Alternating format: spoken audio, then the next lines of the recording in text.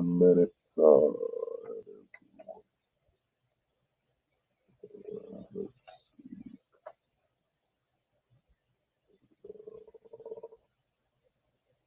1 minute.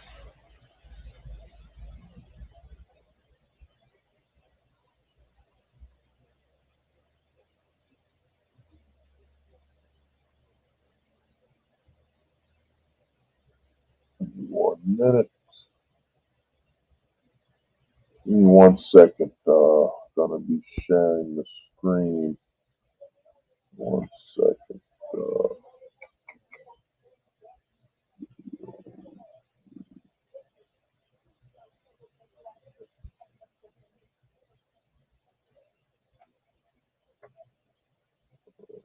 Give me 1 minute.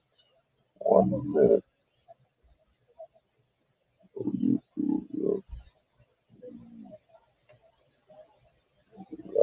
Give me 1 second. We are live. Let's see what's going on here. 1 minute. Sharing it. 1 second, guys. Sharing it. We live. We live.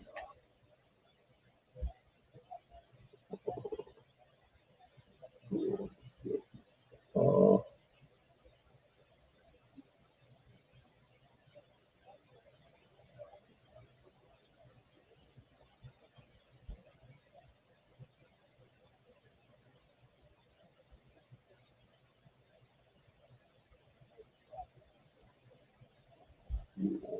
Second. 1 second. Oh, all right. Well, we live, man. This stream, I ain't get to do it as planned. I had to handle some things, but basically, give me 1 minute. Let me make sure the sound quality is accurate. Give me 1 minute. Give me 1 second. Sometimes this stuff acts up. Give me 1 minute. Let me make sure the audio is correct. Give me 1 minute.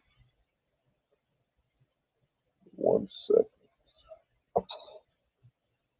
Sometimes the audio, man, the audio's messed up. Yeah. Sometimes the audio, man, the audio's messed up. Uh, Give me a minute. Let me see if I can fix the audio quick. Give me a minute. Oh, Microsoft. Give me a second. The audio, man. This is the problem with this. Let me see.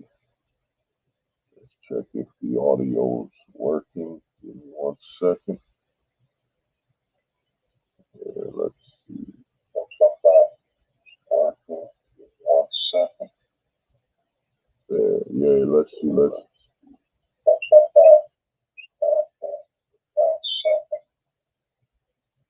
Yeah, let's see.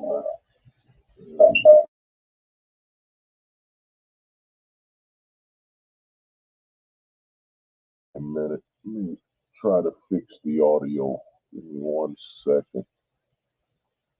Because that's the fucking problem with StreamYard, man. It's like it can't just pick up the goddamn the USB you're using, you know. Oh, let's see. Hello, hello, hello, hello. Give me a second. Give me 1 minute.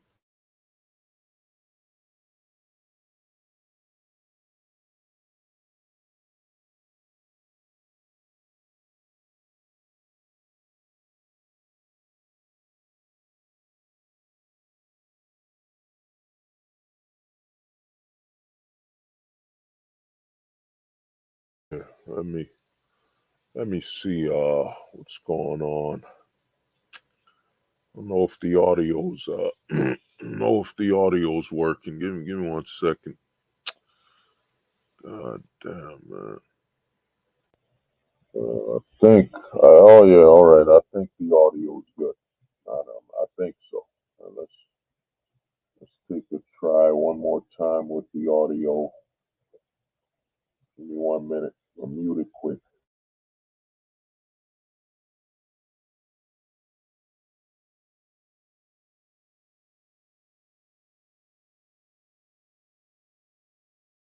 Well, while the audio's working, you know, audio's working.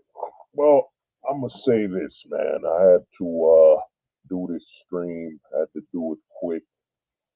This is the third annual. This is the third monthly. Don't delete yourself stream. We're not gonna go that long. I'm just gonna get straight to the point and say it like it is, man, because there's a lot going on. There's a lot going on.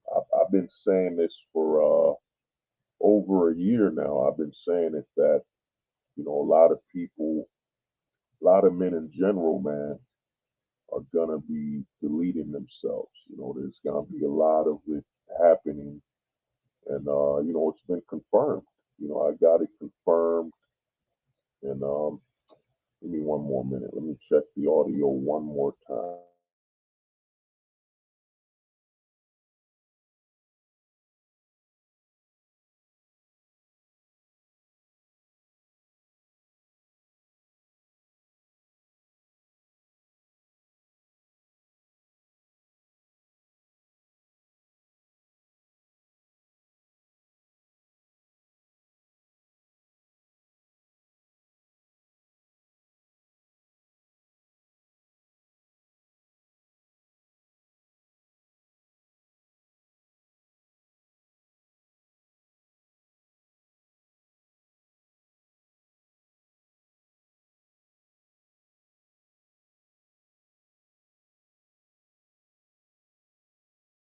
I don't know, man. I'm trying to see if the audio's good.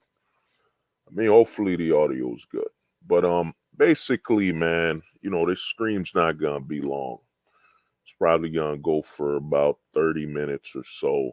But I think it's very important. I just say this. There's a lot of men out there deleting themselves, man. I had to deal with someone I knew, took their lives, what I'm saying, deleted themselves, someone who was healthy, man, looked like everything was going all right. And then he just disappeared, man, and then I went to the bar. I was talking to somebody, man.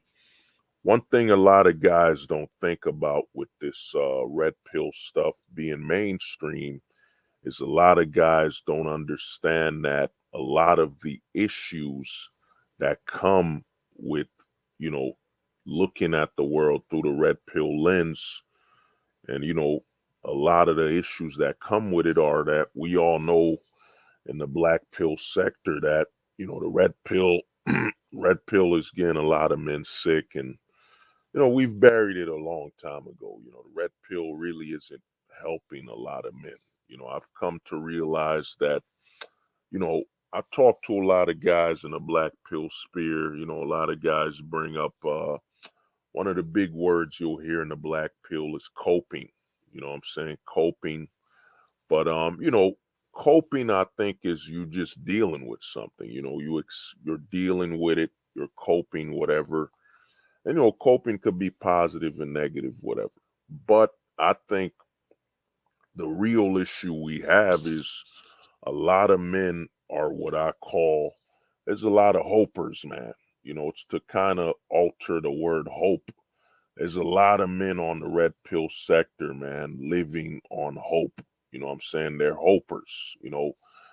They're hoping that the country will come back to the 1950s, 40s, or they're hoping that a lot of things will happen, and that hope kind of creates an illusion in their mind, because I've been telling guys this since I've been making content, man. The women aren't the most delusional. The most delusional are the men.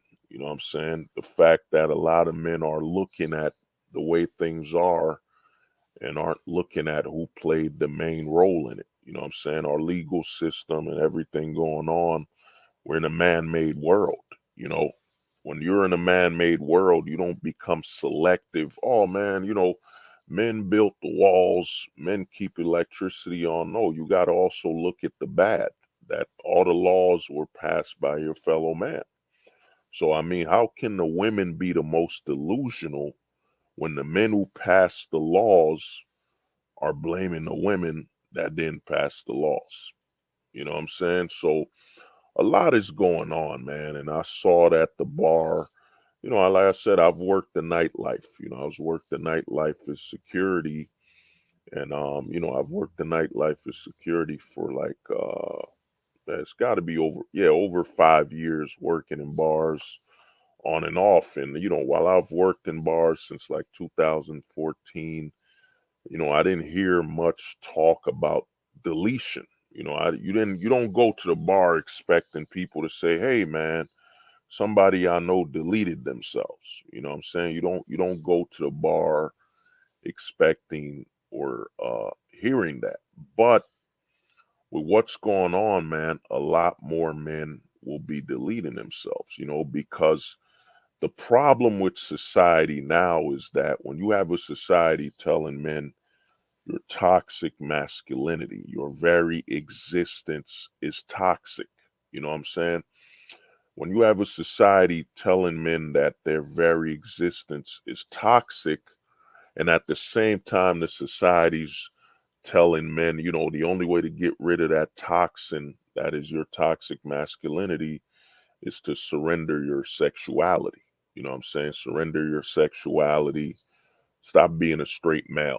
You know what I'm saying? So men are getting that message. Then men are being told they're not toxic masculinity when they're running towards danger. One thing you'll see in the red pill, a major aspect of the red pill.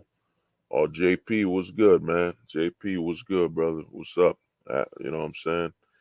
One thing you'll see, man, in the red pill that's hurting a lot of men is that a lot of men are being pushed a lot of hope on them. I mean, let me show you something.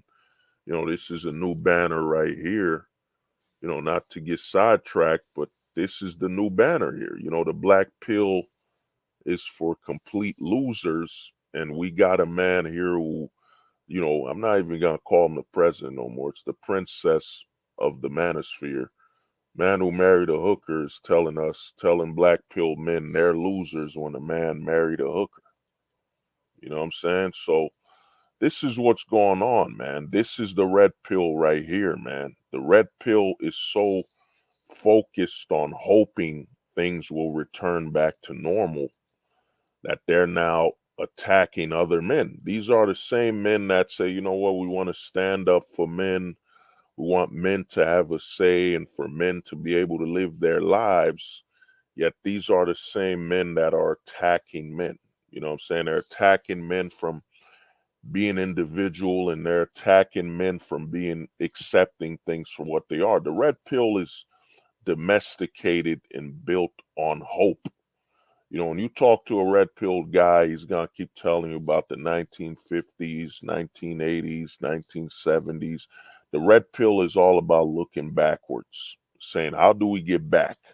How do we get back to the 1950s, even though the 1950s led to where we are now? You know what I'm saying? So this is what's going on. And, this is the same guy who, shout out to Gonzo School. He striked Gonzo's school. You know what I'm saying? He striked the video Gonzo had on. Same guy who does all these memes attacking people, and he strikes another man's channel for having an opinion. You know what I'm saying? It's too funny, but the red pill is built on hope, man. And a lot of men, the word I'm gonna start calling it now, I call it hopers. There's a lot of hopers out there, man. A lot of men just living off of hope. And once that hope is shattered, once these men realize that, yeah, man, you could hope all you want, nothing's gonna change. You know what I'm saying? That's when the deleting happens. a lot of men are going to be deleting themselves, man. I've been saying this for, over 2 years. I've been saying a lot of men will be hurting themselves and attacking themselves. And the reason I'm doing this stream, every month, try to do it at the beginning of the month. Every month we need at least one stream focusing on you avoiding deleting yourself. You know what I'm saying? Suicide prevention. You know what I'm saying? Suicide prevention, whatever. But a lot of people when they do these streams, these suicide prevention streams, they don't look you in the eye and tell you what's going on. And I'm gonna tell you something. If I didn't say it, man, what's gonna happen is there's a lot of people that follow this channel. There's a lot of people in the manosphere in general, be it the black pill, the red pill. You know what I'm saying? Oh, General Clutch was good, man. Nah, bro, I had to shave, man. I had to shave, man. You gotta shave here and there, man. I haven't seen my chin in like 4 or 5 months, and I'm like, I gotta shave, brother. I had to. You know what I'm saying? But to get back on point, man, a lot of men will be deleting themselves, and I'm gonna say something that people wouldn't say this. They wouldn't say this because they're afraid that you will unsub, you will move on, you will block them or whatever. But the truth is this, man, a lot of people watching this channel right now, there's a lot of people on the verge of deleting themselves. There's some people I think in the next few years will be deleting themselves. You know what I'm saying? They will delete themselves, because a lot of men living in this society right now are trying to find something to validate themselves. You know what I'm saying? They're trying to find they're living to be validated by society. Shout out to the homie JP. When in reality, your validation comes from the fact that you're alive. You know what I'm saying? You can't be validated if you are not alive. You know what I'm saying? You were born. Once you were born, you're already validated. You're already valid. You know what I'm saying? Every time you take air, you breathe in, you breathe out, the world's validating that you exist. You know what I'm saying? There's a lot of men right now that don't believe they have any value. They don't have any value because they're not being validated by society, be it by the women, be it by everything. So a lot of these men are placing their very life based on whether people validate them or not. When in reality, when in the truth is that, dude, you're already valid. You were born. Once you were born and you entered this world, you took your first breath, you're already valid. You know what I'm saying? You're already qualified and your existence is already being validated. You know what I'm saying?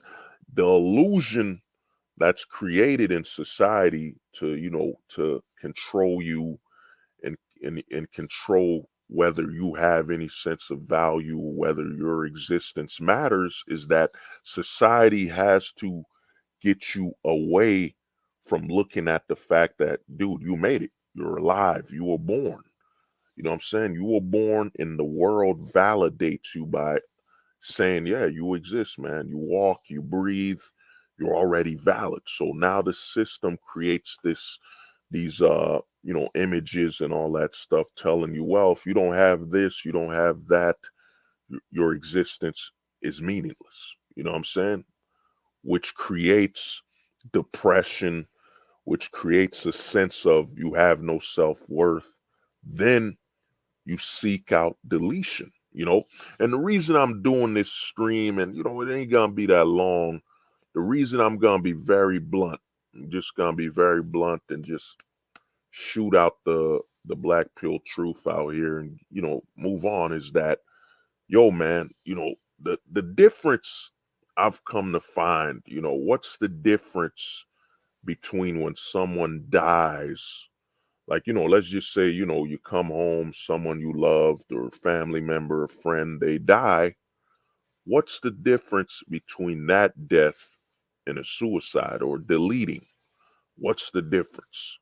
The difference is that when someone just dies of natural causes, you know what I'm saying, you miss them. You miss them being around you. You miss them being in your life. You know what I'm saying? So you start mourning, you cry or whatever you do to mourn their passing.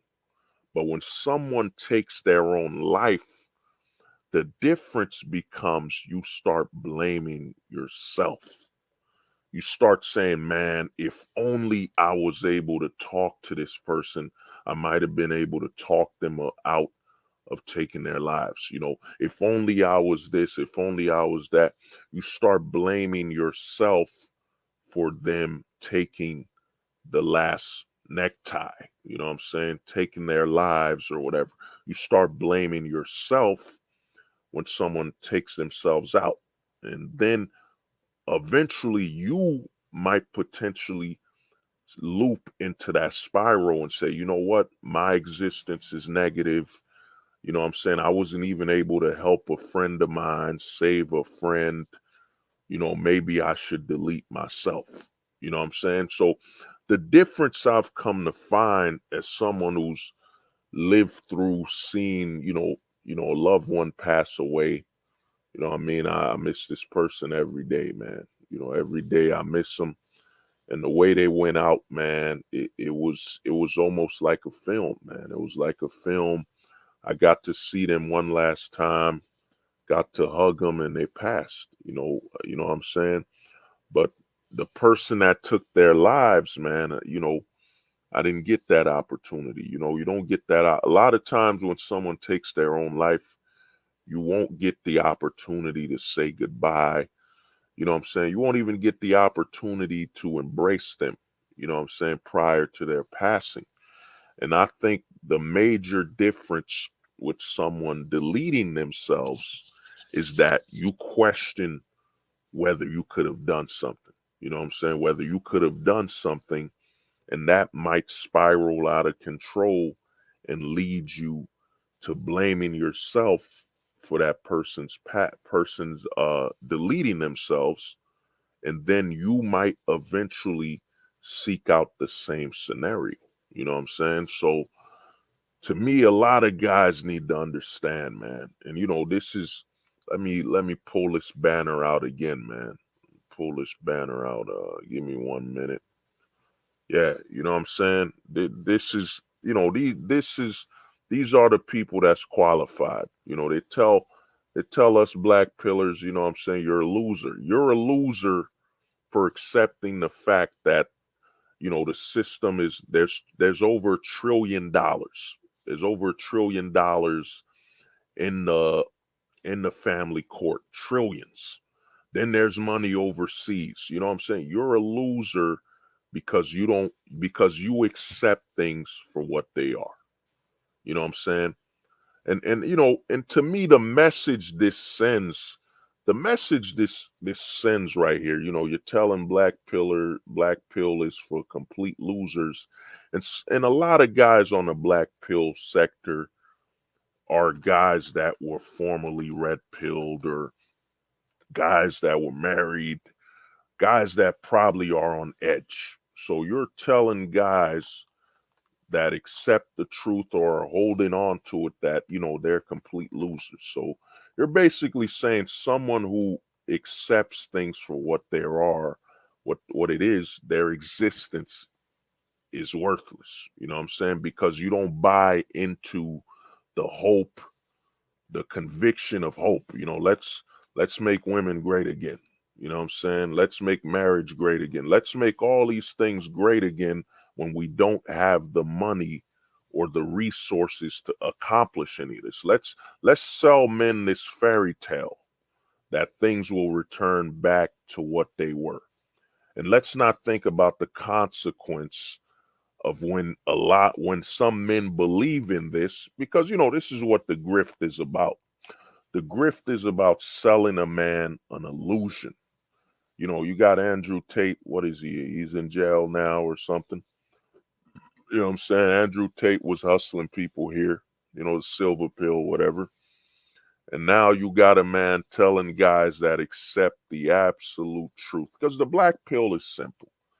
The black pill is just the absolute truth. You accept things for what they are. You're not looking for hope. You're not looking for solutions. You just want to know why things are the way they are, and you move on with your life. You know what I'm saying? The red pill is about why things are the way they are, and how, and you seeking to change that while ignoring a lot of factors. So, and look at this panel. You got a panel of a man who's over 40 right there, a man who's over 40. Then you got a man who wifed up a hooker. I don't know the other guy. You know what I'm saying? Then you got a guy who hosted a convention where he brings men that aren't straight to speak on behalf of straight men. You know what I'm saying? And this is basically a product to basically sell hope, confusion, and potentially push a man over. You know what I'm saying? So there's a lot of that going on. You know what I'm saying? Yeah, it was good, man. As that got ripped off by red pillars. Yeah. Oh, OG, what's good, man? Oh, Tate. Oh, damn, OG, man. That's wild. Tate is bottom G. Yeah, that's wild. Yeah. Yeah, I mean, that's what they do. They grift. The thing you gotta understand is this, man. Shout out to the homie JP. A lot of these guys are grifting men. And like I've been saying, they're preying on men during their most desperate moments. And let's be honest. I've been saying this, man. We're all men here, man. You know what I'm saying? If you had a father in your life, the first thing your father will tell you is make sure your guard is up against other men. And what the fatherless generation has created is a bunch of men that are prey.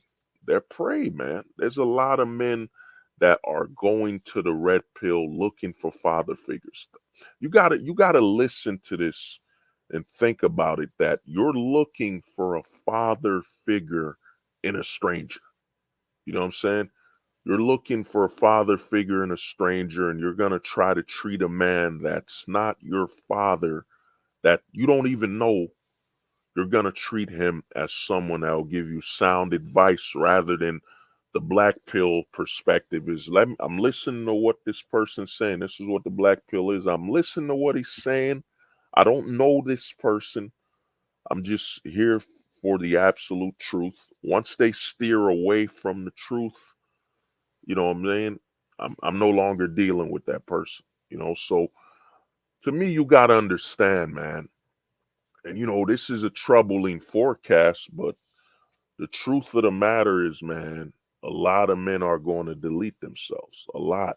You know, it's going to be a massive amount of men deleting themselves, because the problem that comes with the red pill being mainstream is that what's mainstream is the lie. You know what I'm saying? The lie is mainstream. You know what I'm saying? So the lie is mainstream. There's a lot of guys walking around dropping these red pill truths, whatever. And the red pill is, for the most part, the red pill is, engineered lies. There's a lot of lies behind it. I was doing a whole video series on, what I'm saying, debunking a lot of stuff. I debunked hypergamy. So, one of the biggest selling points of the red pill, oh my God, there's hypergamy. You know what I'm saying? Women have always been hypergamous, even though their fathers used to choose who they would be with. You know what I'm saying? How is a woman hypergamous when her father chose who she married? If you go back to the 1940s, 1930s, or you go back to even the 90s, in a stable parent household, you have to get the father's approval to marry his daughter. So if you have to get the father's approval to marry the daughter, that means you have to live up to the standards set by the father. So the father's standards are deciding who's marrying his daughter. You know what I'm saying? You won't hear this in the red pill. In the red pill, you'll hear women have always been hypergamous, you know what I'm saying, since the Stone Age, since since, the Flintstones and all that BS. You're going to hear all the BS because the red pill is all about selling this illusion that men are not at fault, that, our fellow man had no role to play. I mean, the biggest boogeyman in the manosphere is feminism. It just popped up out of nowhere. Feminism just popped up out of nowhere. It wasn't funded by men. It wasn't funded by the bureaucracy, which was a majority of men in the 1800s, early 1900s. Men had nothing to do with feminism. I mean, feminism just popped up out of nowhere like some type of magical thing. You know what I'm saying? It had nothing to do. Oh, what's good, man? What's up, bro? What's up? So to me, man, a lot of men, and to heal yourself is that you have to understand, man. And it's shame to say this, but the deletion rate is going to rise, man. I think it's going to be at the point where, potentially one, probably 2 out of 8 men will experience deletion, whether it be a friend, whether it be a nephew, someone you will experience it because we're in a pro deletion society. You're in a once you've arrived in a society where it's pro misandry. Once you live in a pro misandrous society, deletion is inevitable. You know what I'm saying? Deletion, the promotion of it is inevitable. You know what I'm saying? I was talking to a buddy of mine, good dude, solid dude, man. You know what I'm saying? Athlete and all that stuff. And one of his homies, athletes, deleted himself. You know what I'm saying? He took that last necktie, athlete. You know what I mean? This is why I tell people you can tell a major difference. Oh, Black Circle, what's good, man? What's up? This is why I say you could tell a major difference between the black pill and the gray pill. There's a major difference. Gray pillars will believe, oh man, he's a Chad, life is perfect and all that. And then you could literally look online and see hundreds of Chads and Tyrones that have deleted themselves. You know what I'm saying? Because if you're black pilled, the problem is that, what I'm saying, you're a man. You know what I'm saying? When you're in a misandrous society, a pro misandrous society, you have to understand that the root, and I've come to dive deeper. I've realized that the root of the issue isn't going to solve anything. It's not the root. You know what I'm saying? You don't blame, like, let's say you planted a tomato. You planted a tomato, right? You're not going to blame the tomato, the root of the issue, on the roots of the tomato. No. We have to, man. I'm gonna tell you, start saying this, man. We have to look for the soil. You know what I'm saying? Looking for the root of the issue isn't it's surface level. You know what I'm saying? You can't blame the roots of a plant for it growing or dying. You gotta blame the soil. You know what I'm saying? And we gotta look at the soil of the society we're in. And if you look at the soil of the society you're in, you realize that nothing can sprout out of it and, grow from a normal state. You know what I'm saying? You're literally in a system now where they're openly promoting confusion to children. You know what I'm saying? Like, there's a principal that literally was reading and promoting a book telling young little children you could be a boy too. Telling a little girl with her mind still developing, you could be a boy too. You know what I'm saying? This is the soil of society, man. This is going to be a new term I'm going to start bringing up, the soil of society. We got to look at the soil, man. We can't look at the root. You can't blame the roots on the problem, man. You got to look at the soil.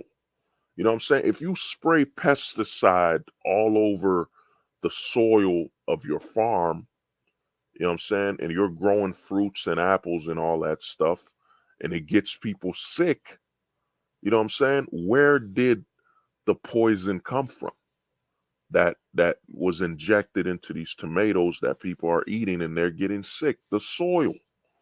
The soil of this society is it's poison.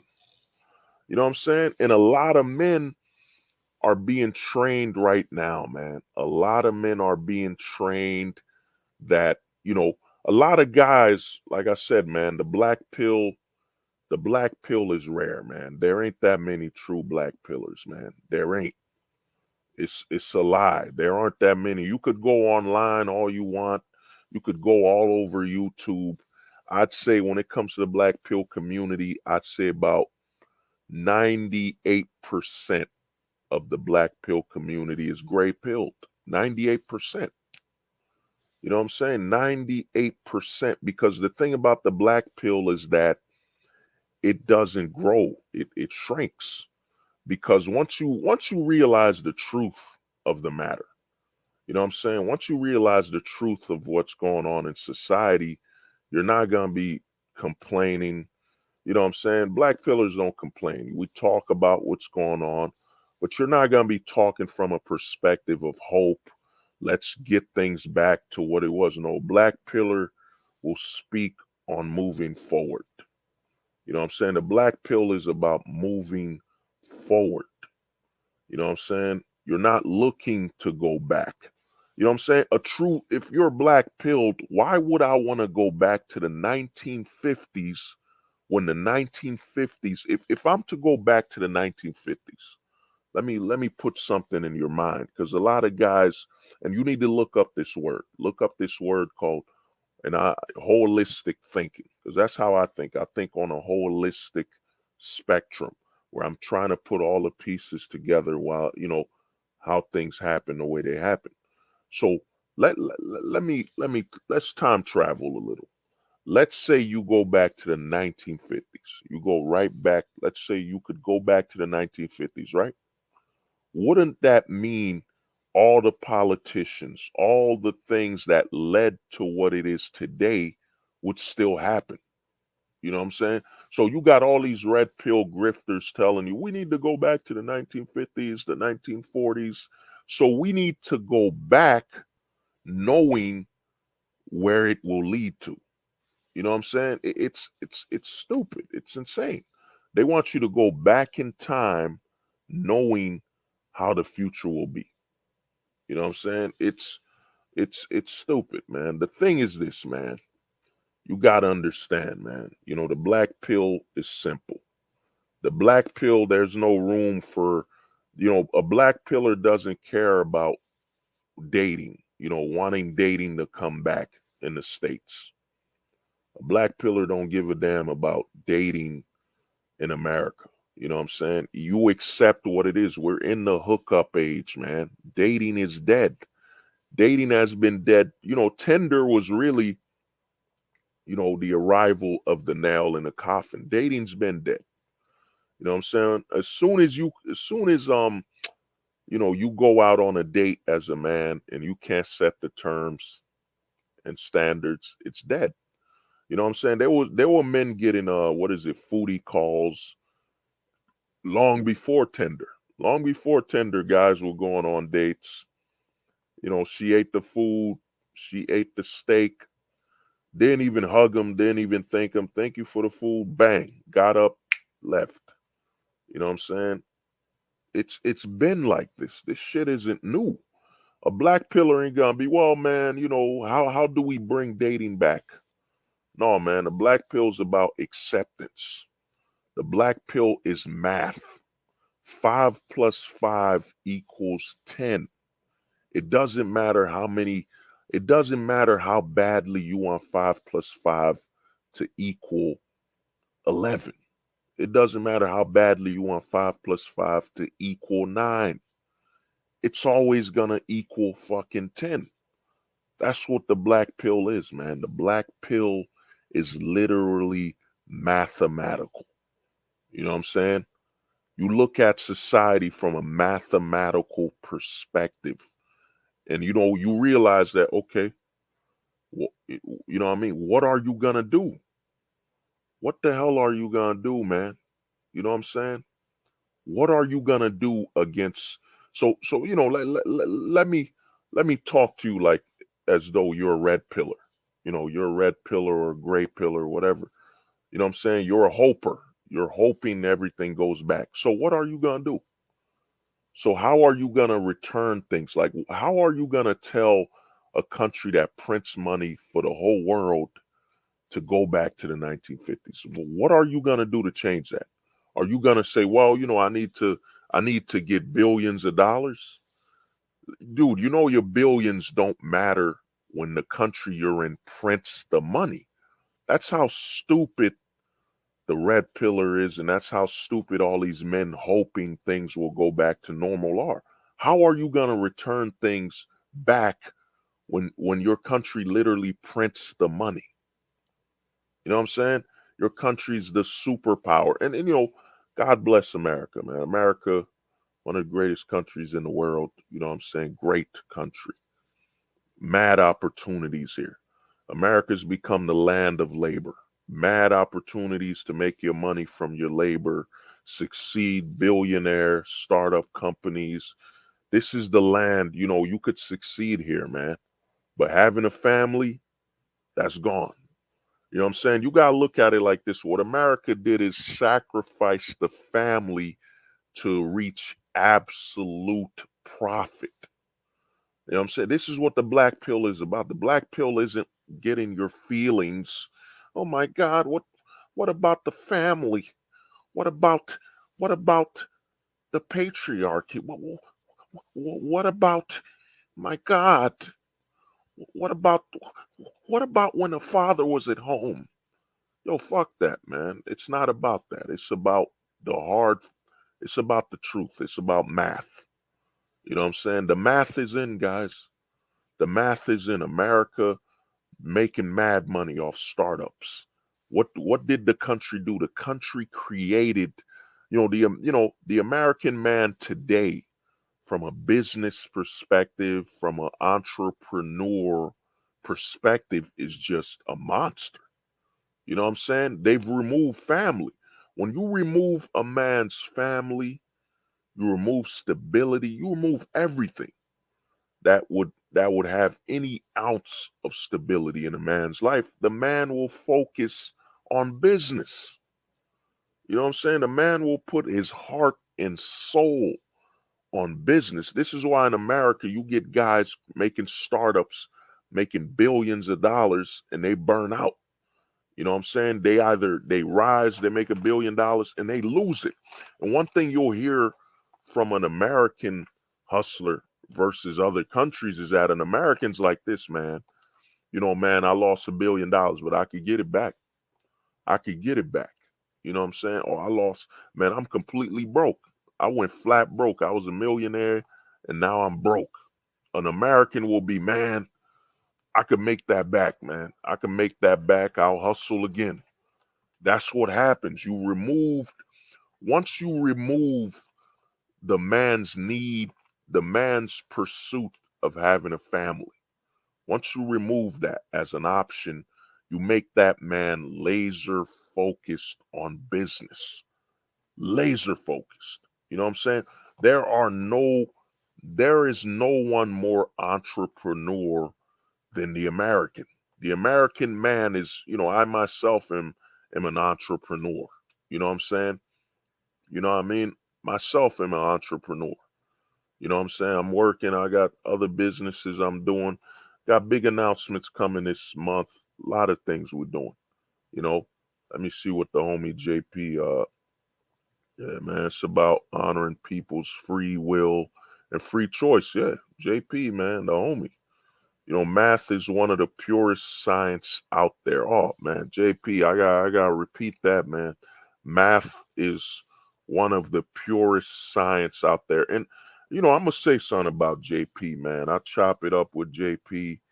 You know what I'm saying? I told JP this, man. A lot of people can't handle a man talking that it speaks from an absolutist perspective, mathematical. When you speak from a mathematical level, people will throw their emotions at you. They'll say, oh, he's a simp. They'll throw their emotions because they can't hang with a man that's mathematical. And they can't hang with a man that's, like I've been telling guys in the manosphere, the scariest thing to the modern man is being a man. That's the scariest thing. The scariest thing to a man, the modern man right now, is being a man, like accepting his manhood. It's the scariest thing. You could walk up to potentially, I'd say, 100 men. You could walk up to 100 men and tell them, yo, tell them about their manhood. You could say, yo, man, you had a kid, right? I'll give you an example. You had a child. Okay, your baby moms took the kid away. She took the kid away, put you on child support. She took full custody. What did you lose? You know what I'm saying?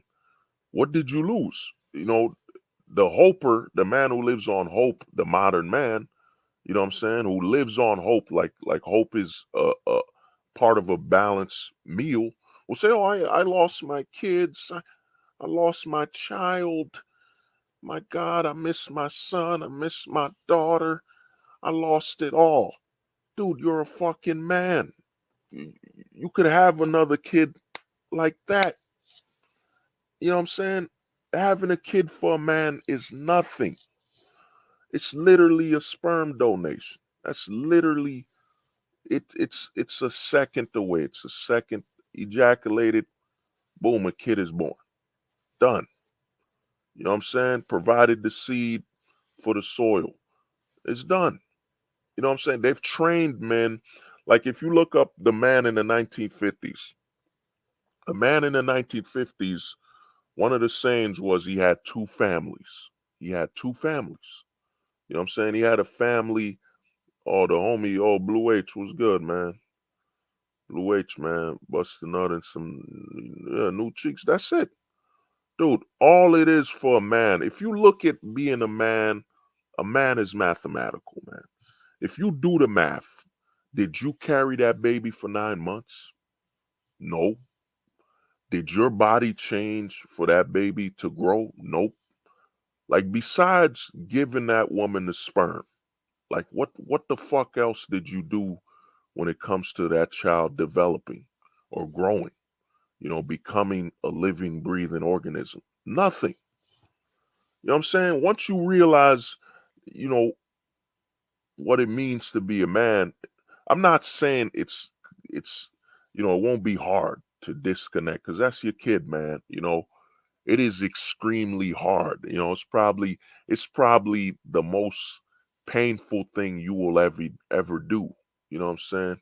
Oh, the homely weebly was good, man. Touch knees, touch knees, touch. Oh yeah. Oh man, I had a new track. It was for the guys in the closet. You know what I'm saying? I forget how it went, but it might have been when I'm in the closet, I'm looking for some knees to touch. You know what I mean? It was gonna be wild. You know what I'm saying? But yeah, the thing is this, man. You gotta understand. You know, and here's the thing. Like I said earlier, man, there's a lot of men watching this stream that are on the border. You're on the border to destroying yourself. You know what I'm saying? Because it's hard for you to accept, man. The math. It's hard for a man that's been trained in a misandrous society that, dude, men are mathematical. You know what I'm saying? Men are mathematical, dude. Let's be honest, bro. You had a kid. You have a kid. She took your child. Okay. What's stopping you from having another child? You know what I'm saying? Nothing. You could literally have one man could repopulate the world. And it's true. It's 100% facts because all it would take for a man is, let's say, if you could, let's say you're having sex 2 times a day. Okay. If you could do that 2 times a day, and let's say you're doing it raw 2 times a day, that means you're getting 2 women pregnant, 2 women every day. Every day. You know what I'm saying? The thing is, man, the West is built on making men feminine. You know, And a man is feminine as soon as he abandons math. Once you abandon math, you're feminine. You know what I'm saying? It's really that simple. Once you abandon math, you're feminine.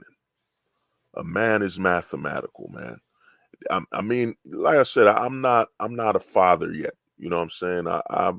I'm not a father. You know what I mean? So I can't tell you I know the feeling of not being able to see your kid and all that. I can't tell you the feeling. I've never felt it. You know what I'm saying? But at the end of the day, I do know that the math is that, dude, you're a man.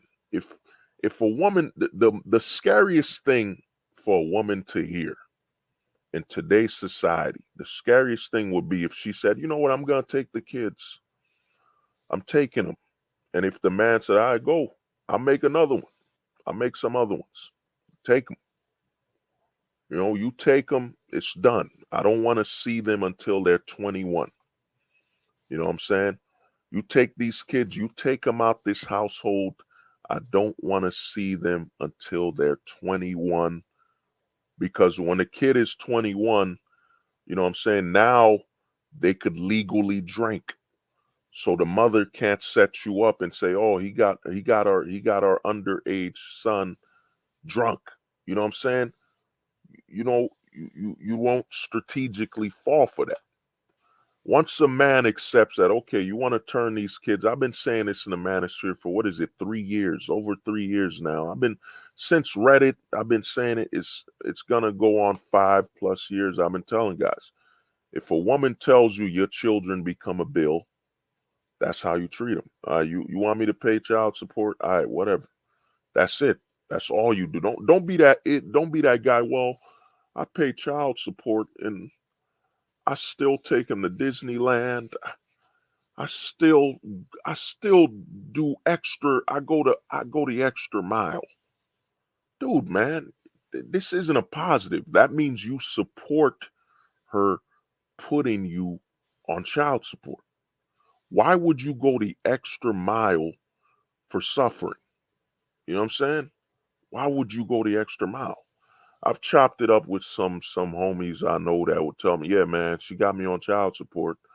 You know, I'm paying my child support, but I'm still out there shopping, playing ball. I'm still spending more money. So I'm paying child support. Plus, I'm spending more money to hang with my kid.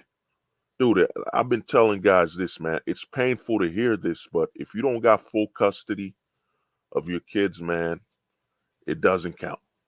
It doesn't count, man. You know what I'm saying? And for a lot of guys to hear this, it's painful. You know what I mean? My channel fluctuates. You know, what was it? I was at 880 subs. Then YouTube takes people out, but also people leave this channel. You know what I'm saying? Some of it they leave because it's inevitable. I'm gonna say something you don't agree with. And I'm gonna say something you can't handle. You can't live with it. Because the true black pill is I don't care about your thoughts, man. I just care about one thing, the truth. You know what I'm saying? I care solely about the truth. Once you disalign from the truth, we don't need to talk, man. Once you step away from being 100% factual, we don't need to talk. Because a lot of people don't get it, man. A lot of people have bonded too much. They've assimilated with the internet too much. Like, we're on this stream right now. Like, I talked to JP, I've talked to MD. There's a lot of people I've talked to over the phone, good, solid people I talked to, but we've never met.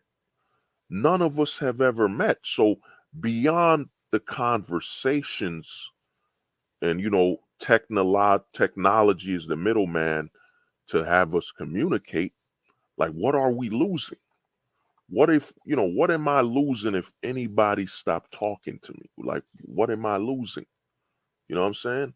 What is that person losing? We never met. Like, what am I losing? That's why a lot of men are. I've seen it where somebody said, "Oh man, this dude isn't my friend on Discord anymore. He's not answering my replies. He blocked me." Why is he blocking me? Dude, you don't know this fucking person. You've never met. You know what I'm saying? You never spoke to this person outside of technology, being the middleman. So why the hell you acting like this is personal? You know what I'm saying? There's nothing personal about it, man. You never met these people. You never ate with them. You know what I mean? So to me, that's how things are, man. And there's a lot of men taking the conversations online.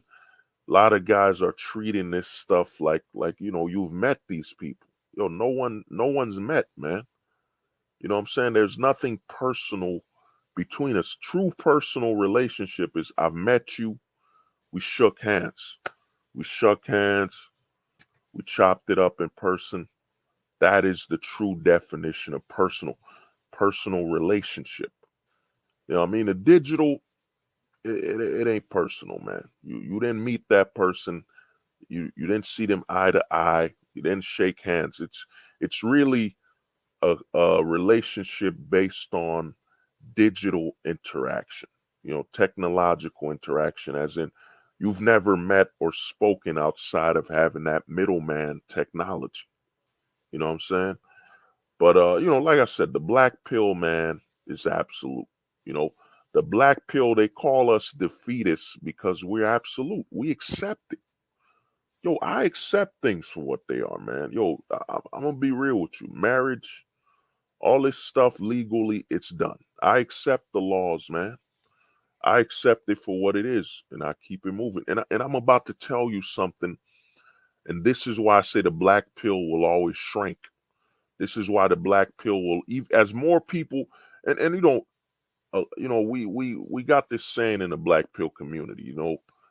As a guy who makes content, who's seen, I know MD's seen his content being stolen and repurposed by other guys, gray pillars, whatever. I've had my content stolen. I literally had somebody try to make a show called Simp Hunters. They literally stole my analogy and they were building on it.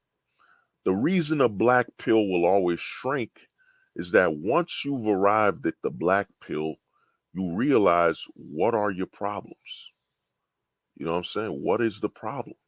If it ain't your health, if it ain't you being able to pay your rent and all that and being able to live and eat, what is the problem?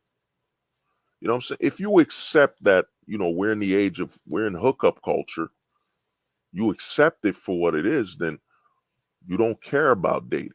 You know what I'm saying? We're in the hookup culture. So you hook up and you keep it moving. You know what I'm saying? This is why the black pill will shrink. The black pill will never fully grow. Yes, the knowledge will always, it'll spread in media. They'll drop gray pills. Like I said, and what is a gray pill? The gray pill is the black pill that's acceptable to the public, that doesn't interfere with profits and doesn't interfere with people maintaining their hope and dreams on the domestic system. So you got people dropping so-called black pills by saying, something we all knew since we were little. You know what I'm saying? Oh man, women don't want to date you because of the way you look. Black pill. Yo, fuck, man. We been knew this shit, man. This is old. We were trained by being feminized that, it's not about your looks, it's about love. And no, man, your looks. We've been new looks. You know what I mean? So what they do, what you got to look at, and like I've been telling guys, people are fighting it. You know what I'm saying? Because people are fighting the gray pill, the word, because people are scared when they're in the black pill community that, damn, man, if I start saying the gray pill is real, I'm gonna lose, you know, I'm gonna have less people to socialize with. You know what I'm saying? Because once you know a person's a gray pillar, like you know their limits. You know their limits, in that they won't seek an infinite level of evolution. You know what I'm saying? They have a limit. You know what I'm saying? A gray pillar has a limit. Their limit is anything, you know what I'm saying? I'll give you an example. the black pill versus the gray pill. Here's an example right here. A gray pillar goes overseas to have experiences with women so he could be better with women here in America. Let's say you bring an American guy. Let's say you bring an American guy out, to, let's say, Cuba. The gray pillar going to Cuba is this: oh, I'm going to Cuba so I can get experience with women so I come back to America and I could be better with women. That's a gray pill right there. The black pill will be, man, I'm going overseas to Cuba, experience the Cuban women, enjoy myself, enjoy myself over there. Then I come back to America. You know what I'm saying? Nothing I did in Cuba can help me in America. It's a whole different culture, whole different law. The laws are completely different. You know what I'm saying? That's why you got all these gray pillars, these new, I've been predicting for over 2 years, you'd have gray pill dating coaches where they tell you, hey man, in fact, let's show it because, evidence. Yeah, right here. You know what I'm saying? You got Troy Francis saying, yeah, we knew about coming overseas to Geomax and date, but the gray pill is about going overseas to get better at dating women so you could be better domestically. That doesn't exist. You know what I mean? The black pill, we all know, you know what I'm saying? Oh, the gold pillar, my brother was good, man. What's good, man? What's up, man? Solid dude, man. Follow the homie, the gold pillar he gave me that honor, man. He honored me with that name. That's much respect. He lives overseas. The brother's gold pilled, man. He's a free man, you know. You know what I mean? And the thing is this, like I said, the gray pill, man, there are far more gray pillars than black pillars, man. Because I'm gonna give you an example. I'm gonna give you the real reason why the black pill will never grow like the red pill. I'm gonna give you the full example. I've been technically pushing it with the Casper pill and telling guys about ghosting. And I'm gonna start doing more content on ghosting. You know what I'm saying? Oh man, who would take? Oh, yo, Weebly, you be shocked. Some people are taking advice from Troy Francis. You know what I'm saying? Without knowing that he wants you to meet him overseas so he can touch you. You know what I mean? So, but the thing is this, man. You know, you know what I mean? See, I can't imagine what. Yeah, yeah, brother. Hey, the gold pillar facts. Let me see what the homie Blue H. You said it best. The gray pillars come into the space to poach guys flirting with the black pill. Yeah, I mean they come here to hunt, man. They're coming here to hunt. You know, people are too sensitive for the black pill to grow. No, oh my brother, no, Mario. I'm gonna tell you, man. I've said this on a previous video, but I'm gonna tell you right now why the black pill will never grow. It will never grow to the level of the red pill. And I'm going to tell you why. The reason is that once you become black pilled, shout out to the homie, man. One of the homies, watch the homie's content is JP. JP is one of the fine examples of this is that once you've accepted the black pill, once you're a black pillar, what happens is you eventually go back to enjoying your life. This is what you don't see, man. You go back to enjoying your life. You know what I'm saying? If you're black pilled and yo, man, marriage is bad up here, dating is bad up here, so I'm not gonna waste my time, looking for dating, marriage material. I know the law. I'm black pilled. I know more than the law. I know the soil. I know the issues from the soil. You know, I know the deep soil. I know the soil's bad. What happens when you become black pilled? You reach a level of I'm good. And why the black pill won't grow is that why would you enjoying your life take out your time to talk about the black pill and we need to convert people, we need to bring them to the black pill and all that? You wouldn't. You'd be enjoying your life, man. Shout out to the homie JP Hives, man. JP just enjoys his life because once you know once you accept things for what they are, you're not gonna be on that stupid ass hope of trying to change things. Look at the red pillars, man. The majority of the red pillars, all they do is get frustrated that they can't change things.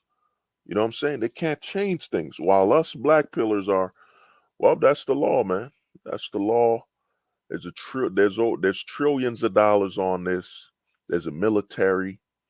There's a whole global initiative to get things. A lot of people don't get it. Dude, you live in America. Everybody wants to be in America, man. Everybody wants to reap the benefits of being in America. You know, the power of the dollar, the power of the US dollar, the power of the networking potential in the US. You know what I'm saying? Everybody wants to be here. So if everybody in the world wants to be in America, doesn't it benefit people overseas that there's a high divorce rate? Doesn't it benefit people overseas that there's a high single mother count in America? Doesn't this all benefit people overseas? You know what I'm saying? This is the black pill, man. The black pill is not just Geomax and I Geomax, I go overseas to enjoy myself. No, the black pill is understanding stuff and comparing things from a global perspective. You know what I'm saying? If you understand things, shout out, I'm telling you, man, watch JP's channel, man. JP, you know, if you wanna know a black pillar, man, that brother right there, he's enjoying his life, man. You know what I'm saying? Once you've accepted the black pill, there ain't no sadness. There's no, oh man, I'm not a Chad. No, you don't care. You know what things are, man. Once you know what things are, you're traveling, you're enjoying your life. I'm gonna tell you this, man. Once you accept the black pill in your life, you're playing more video games. You're enjoying your life more. You know what I'm saying? This is why the black pill won't grow because the red pillars have a mission that will never end. It's an endless mission. You will always see a new grifter grifting the red pill or the gray pill. They will always be new grifters because they're in a loop. Their loop is a false narrative that you could change things. This is why the red pill is mainstream because it's a fallacy. You know what I'm saying? You keep selling people this hope, make women great again, um, return the patriarchy. You're selling all these hopes and dreams that will never happen. You know what I'm saying? Everybody overseas benefits from Americans having a high divorce rate because now if you're from overseas and you're trying to get your citizenship, you come here as a married man. You come here as a married man. Now the US government's like, because Trump dropped the black pill. Trump dropped some facts, man. He dropped the black pill, man. When Trump said we don't want people from shithole countries, Trump was basically saying we don't want people from other countries that can't assimilate and increase our economics, increase our culture, our social grade of people. Trump was basically saying, yo, man, if you're not going to come to America and add to it, you don't need to be here. You need to be able to add to the marital rate. You need to be able to add to the stability. That's what it is, man. Yo, man. Yeah. Oh, my brother Stevie G, man. Respect. Yeah. That's another thing.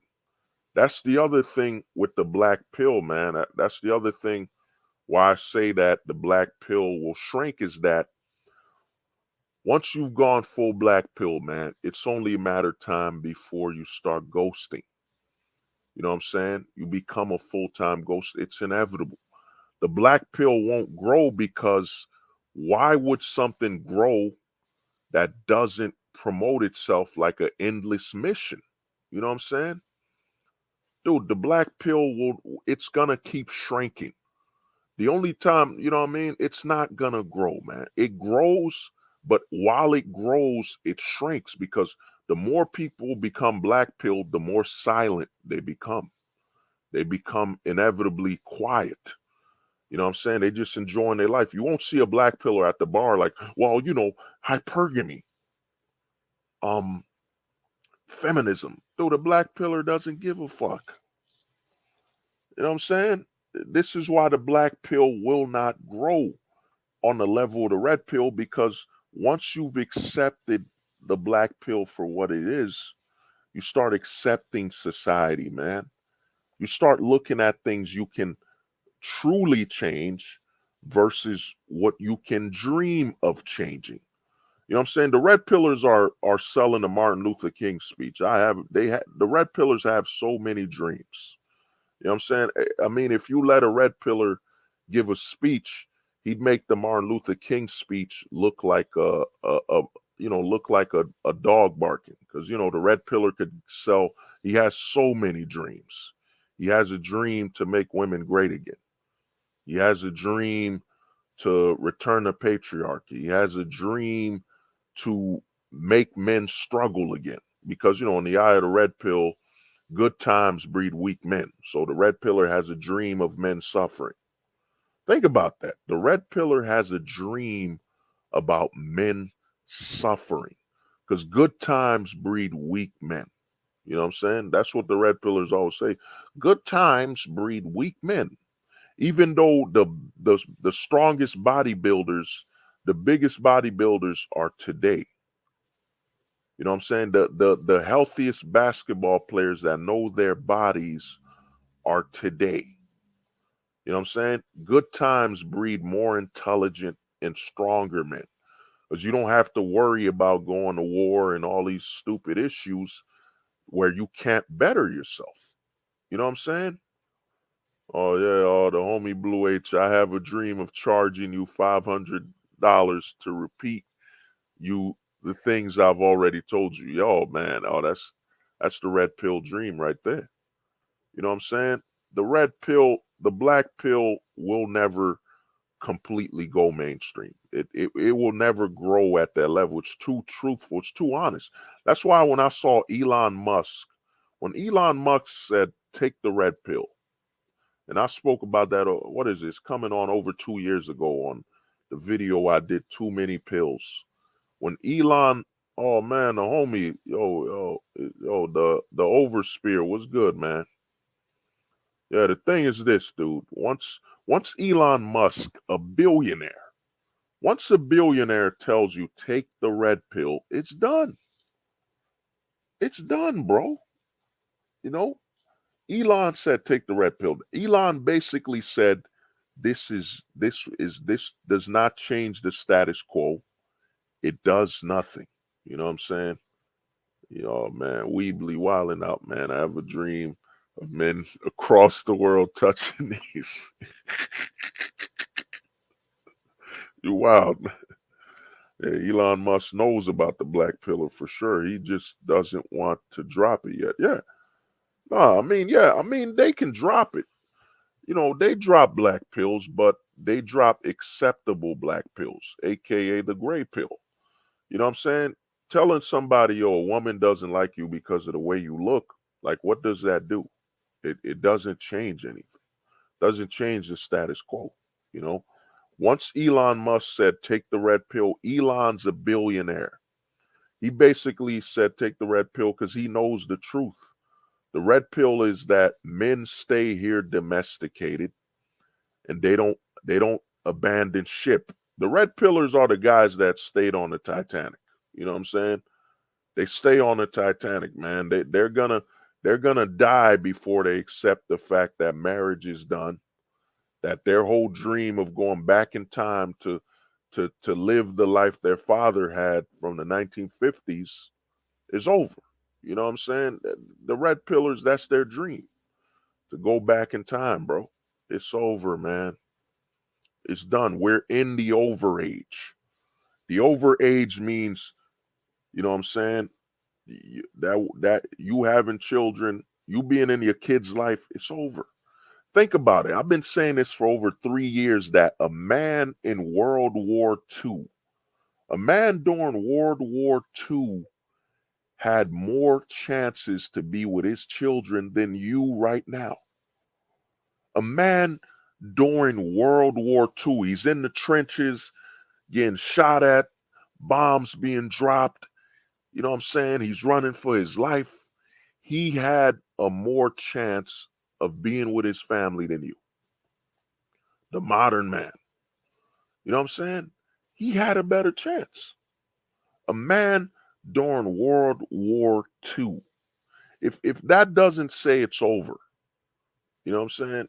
If you're not in the overage, you don't accept we're in the overage, then you're lost. Dude, a man during Vietnam had a better chance of being a father than you. A man during Vietnam. A man during Vietnam had a better chance of being a father than you. You know what I'm saying? Being in his children's life. A man during World War II had a better chance of being in his children's life. A man, fuck that. Let's go further. A man during World War One had no, that's not far enough. Let's go Civil War. No, fuck that. A man during the Revolution. You know what I'm saying? During the Revolution had a better chance of being in his children's life than you today. You know what I'm saying? Look at Tom Brady. Tom Brady, his wife literally broke up their family because he wanted to play football. He wanted to inspire his son and said, "You know what? I'm gonna keep playing football. I love it. I love playing football, man. I love it." And his son's looking at him like, "Oh man, look at my dad. My dad's like 45 going on 46 and he's still top 5 in the quarterbacks. Fuck that. Not even top 5. He's top 2. Brady got robbed of the MVP last season. He's 45 years old and still one of the top 2 quarterbacks. His son, like, think about Brady's son looking at his dad like, "Yo, my pops, my God, my pops is 45. He's still the best."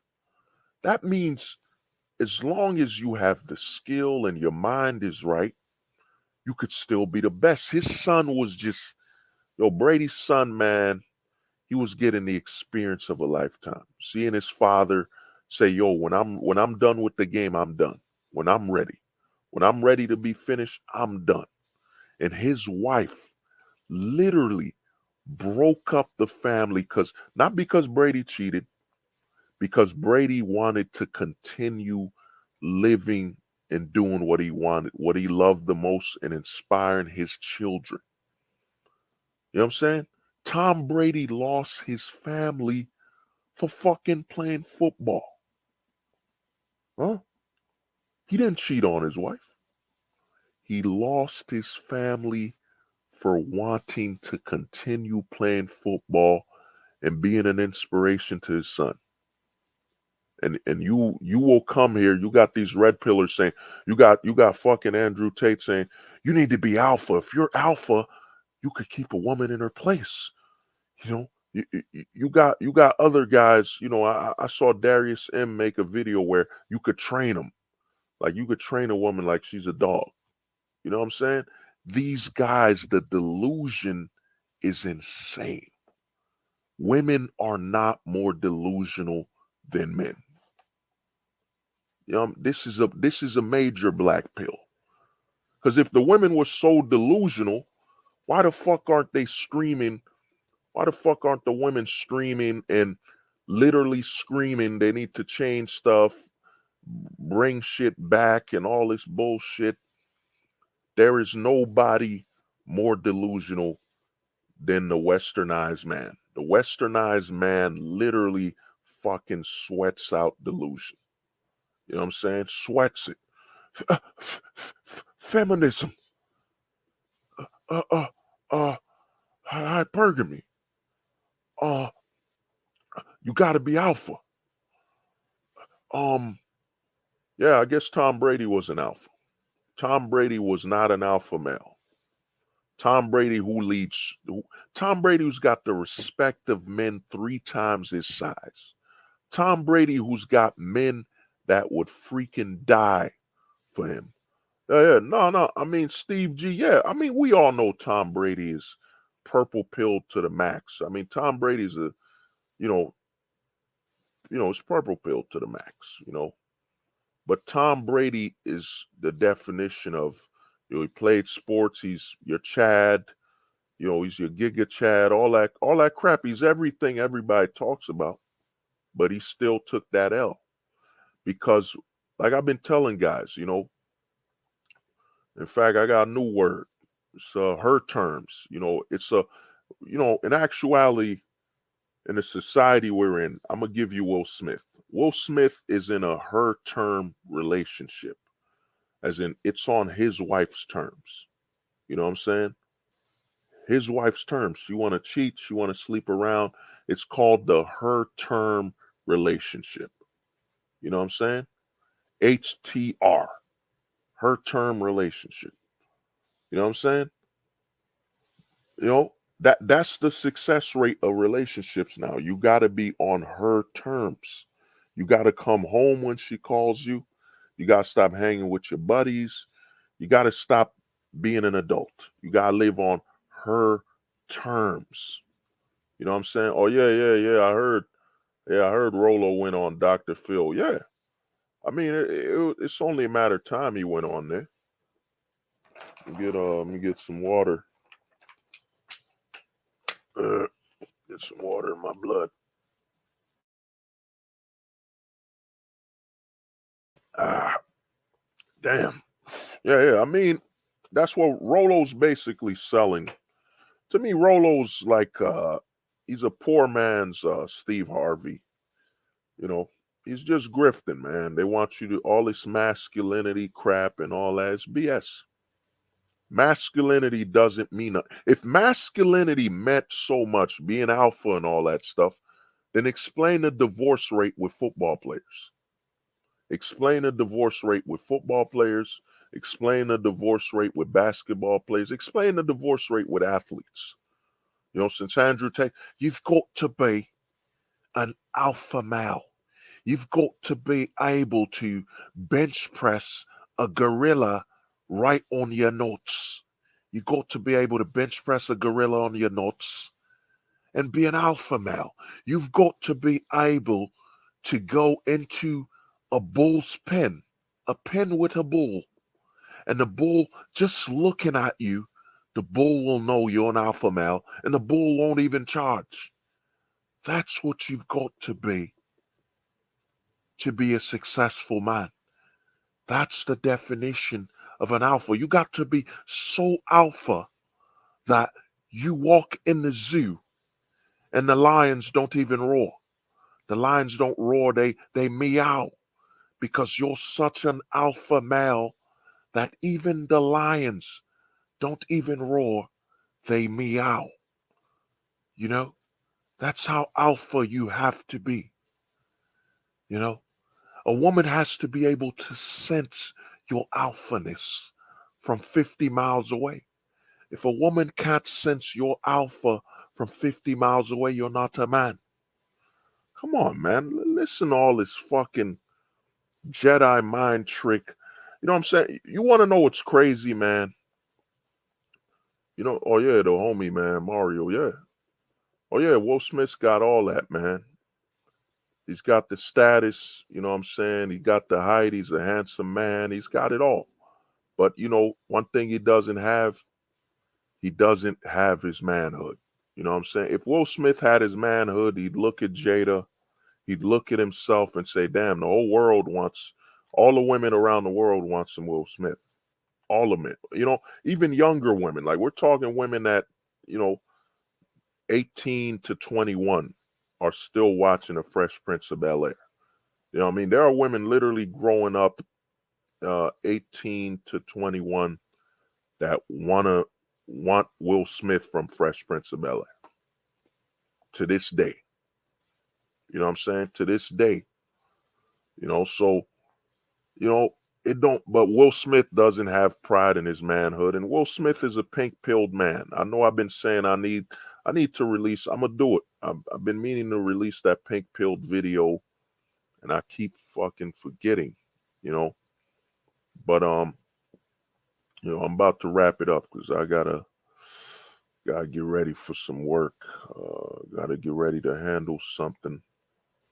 But you know, to me, man, you gotta understand, man. It's over, man. We're in the over age. You know what I'm saying? And in a way for you to drive yourself towards self deletion. You know what I'm saying? If you wanna drive yourself towards self deletion, man, you take the advice of these dating coaches. You know what I'm saying? Keep seeking out the past. Keep seeking out the 1970s and 1960s and all that BS. Keep seeking it out. You know what I'm saying? And you'll see, man. You'll see what happens. It will lead you to that last neck and that last necktie. You know what I'm saying?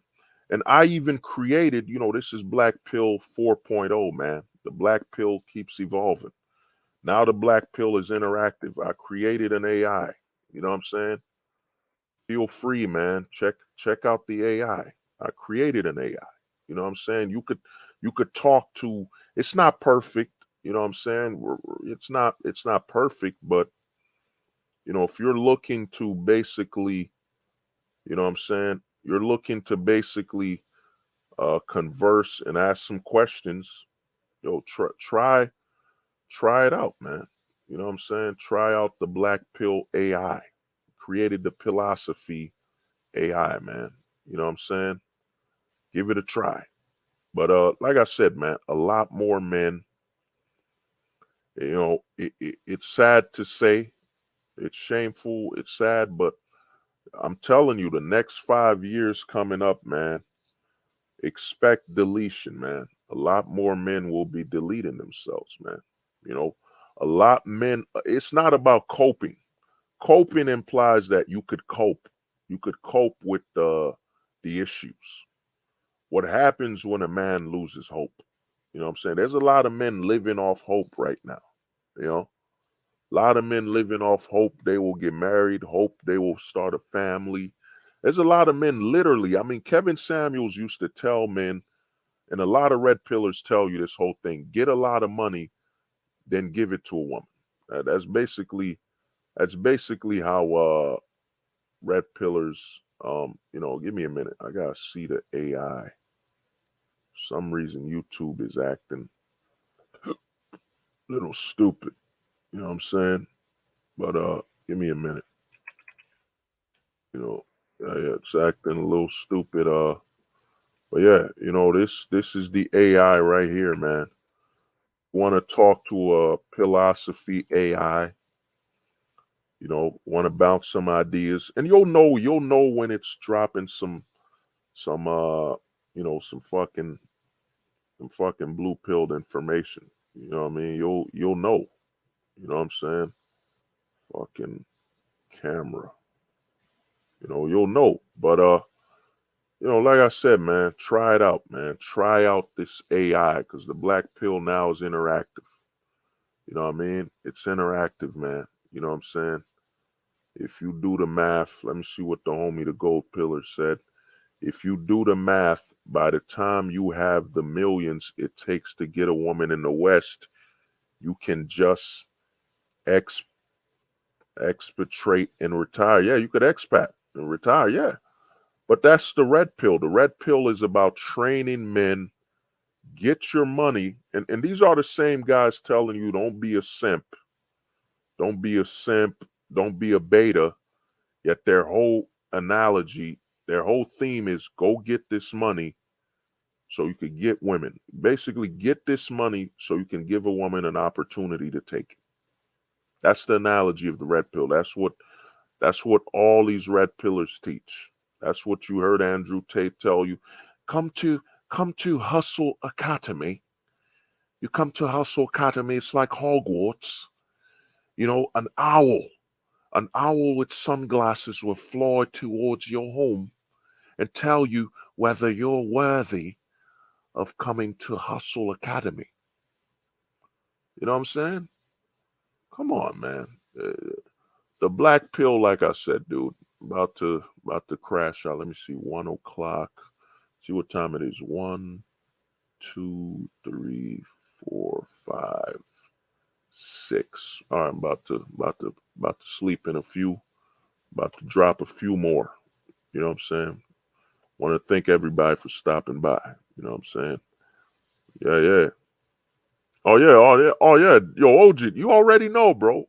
Chat GPT is politically correct, but that's for another aspect, man. That's for another aspect.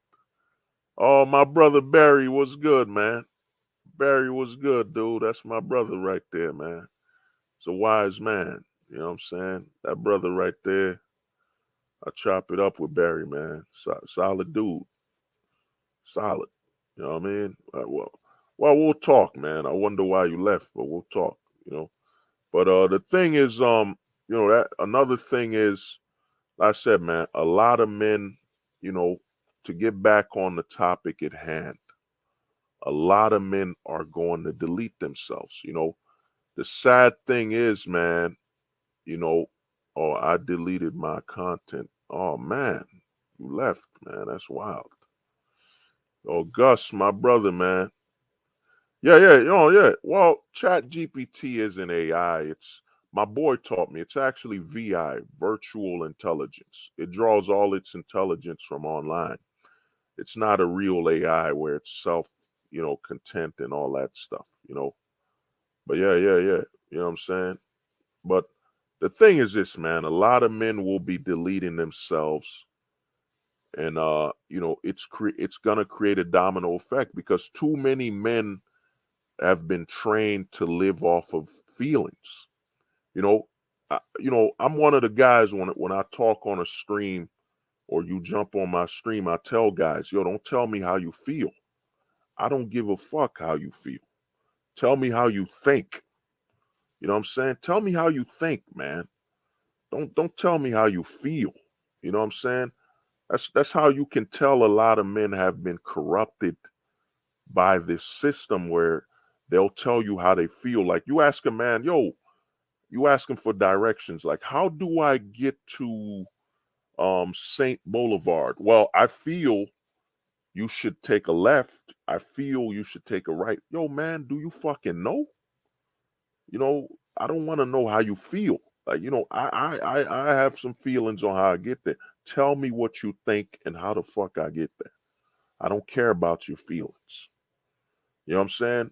Men have been too feminized, man. They've been so feminized with, I call it feel speak. A lot of men are doing feel speak, where they speak of their feelings. You know what I'm saying? They don't realize that this society wants men to feel. They want you to open up to things that your father would have taught you to shut the fuck up about. You know what I'm saying? Your father would have told you, shut the fuck up, man. You know what I'm saying? Oh man, Jay Donovan was good, man. Oh yeah, Ghosting Society helps. Oh yeah. Well, I mean, that let me check what the homie Barry is. Homie, yeah. I use Chat GPT for code. Yeah, dude. Yo, Barry, man, try GPT-3, man. Chat GPT is just a smaller version of it, but try GPT-3, bro.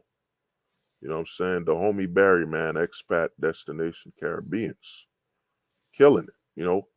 The thing is this, man. A lot of men, you know, we got men saying gender. You know what I'm saying? What's the gender of my baby? It's done. We're in the over age, man. You got a man saying, what's the gender of my fucking baby?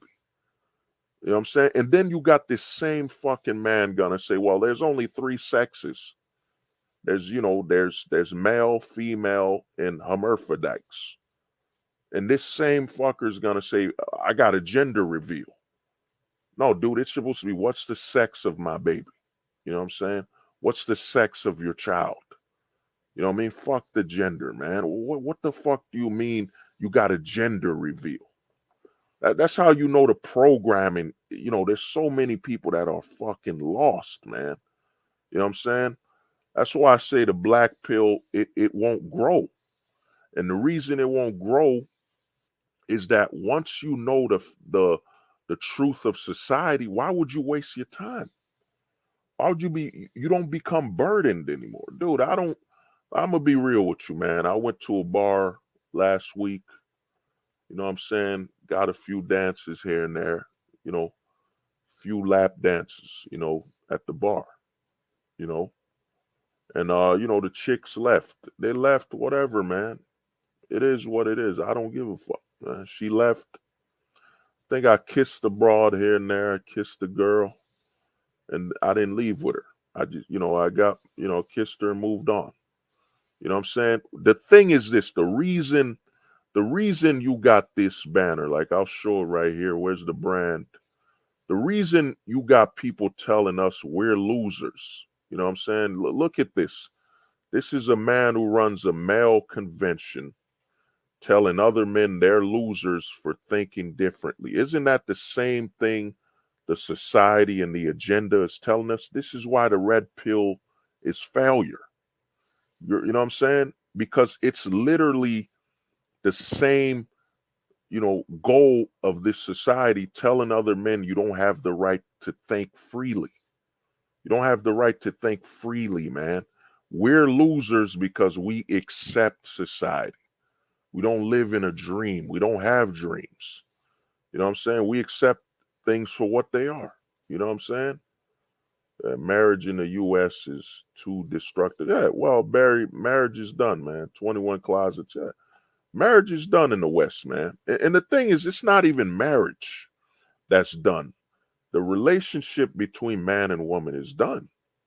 Because when a man can't set the terms, it's over.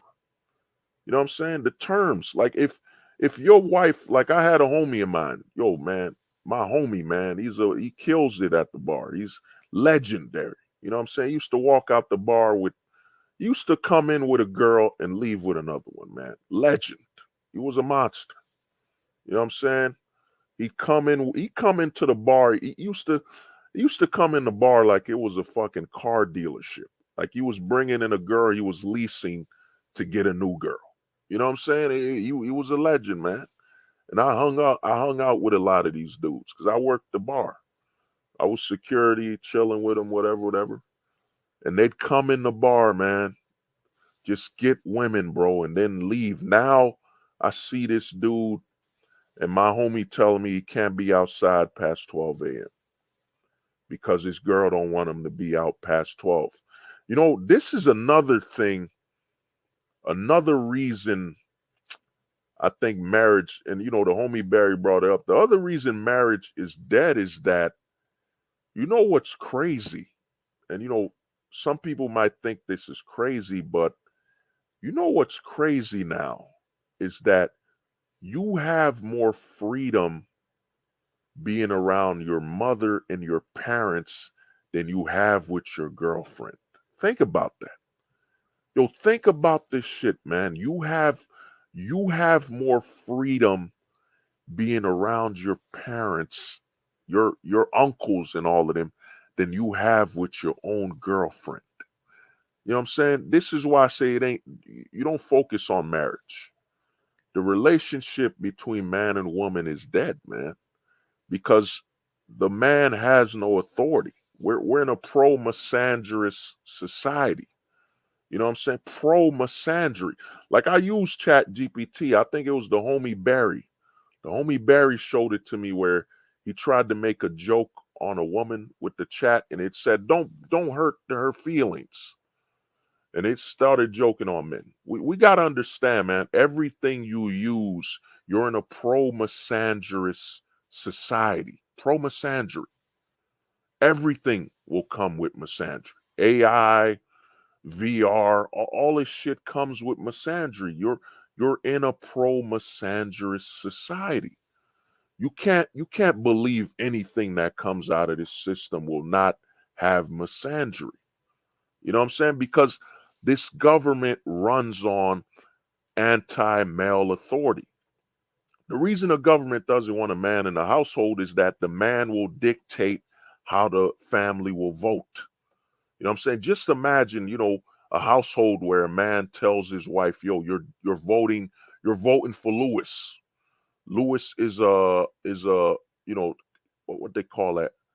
What the fuck, man? He's a libertarian. We're all voting for Lewis. You know what I'm saying? And his wife is like, well, I don't like Lewis. We're all voting for Lewis. You know what I'm saying? When a man's in the house, a man will decide his wife's religion. Once you remove the man out of the household, you literally create what the government loves: chaos. Organized chaos. You know what I'm saying? That this is why politicians are now openly lying, openly saying whatever the hell they want, openly getting caught stealing. It don't matter. What does that matter to someone that was born and raised in chaos? That's normal to them. You come from a broken home, you come from destruction. So now you're comforted. Shout out to the homie, what I'm saying, the homie Barry, who said destruction. You come from destruction, so destruction is normal. It's normal for you to live in a household where your mom's is telling you your father's a bag of shit, destroying you. You know what I'm saying? Normal for you that you grew up in a state of no stability. So why would you want a stable politician?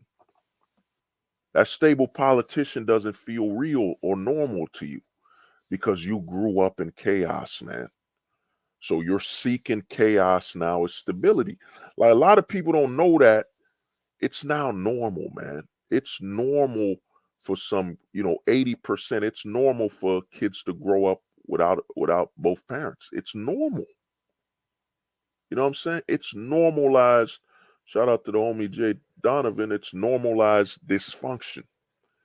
When you live in a dysfunctional society, all you seek out is dysfunction, man. Like one thing you'll see, like I grew up in the hood here and there. One thing you'll see from a lot of rappers, this is the telltale sign that, dysfunction is seen as positivity, is that a rapper will say, yo, man, I grew up in my house, what I'm saying, just me and my moms, no pops around. I had to hustle and sell drugs. The rapper will never think and ask questions. Yo, moms, why did you choose my father to be a street thug, a drug dealer?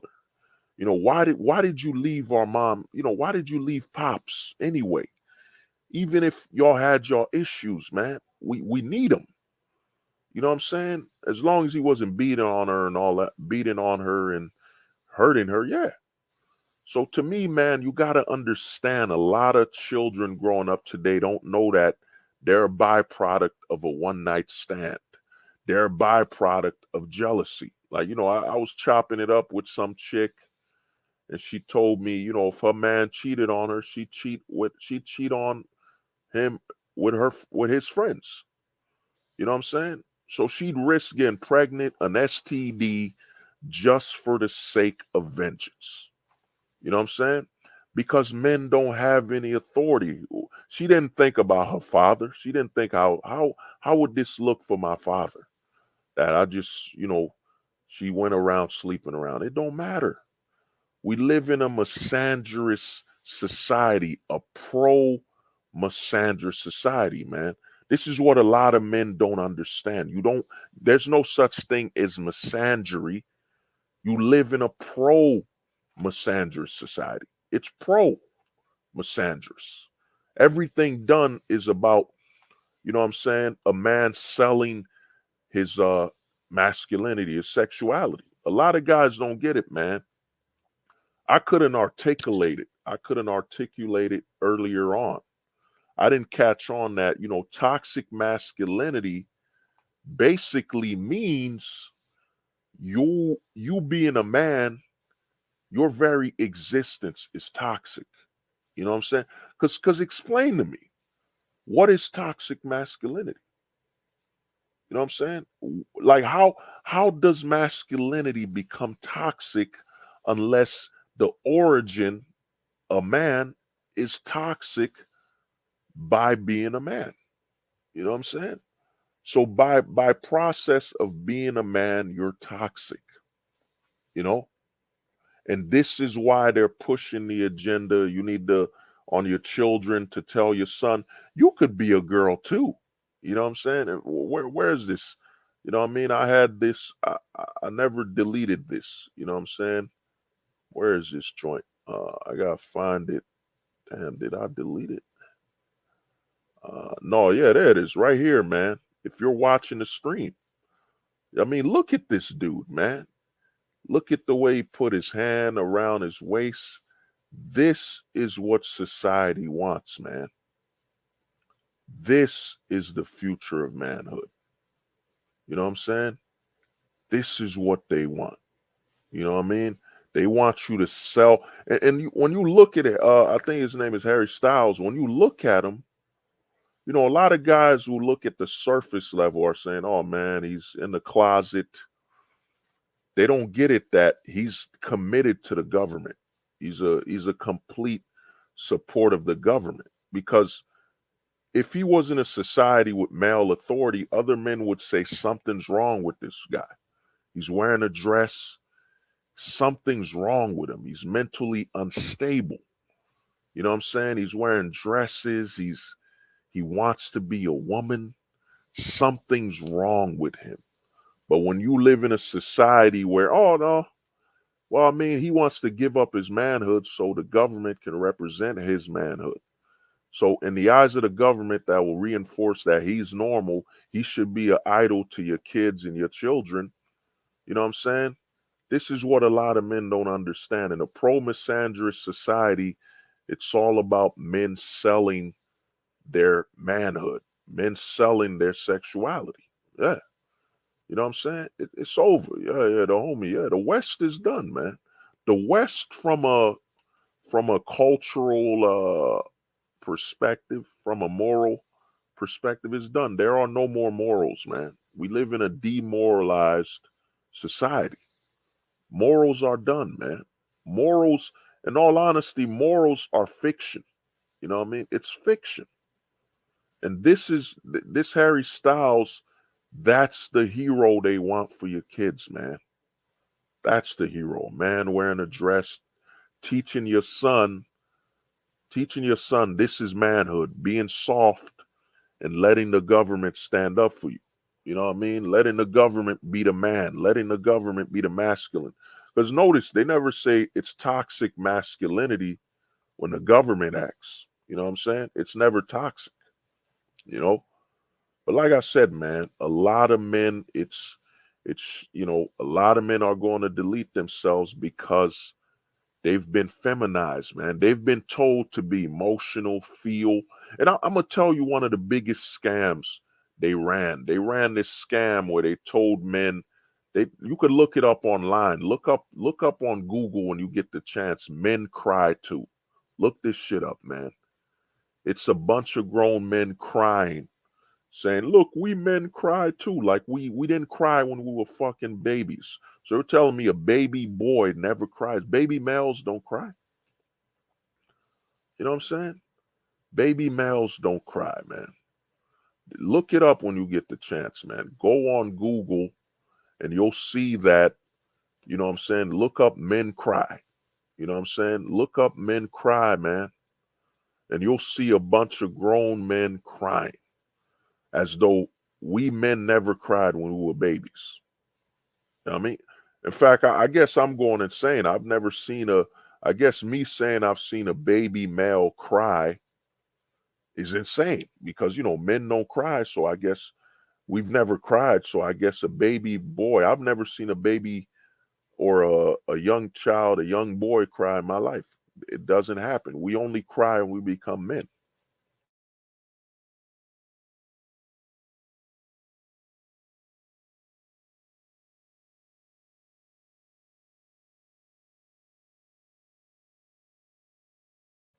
I mean, a homie Donovan. Well, I mean, what we're in a social apocalypse, man.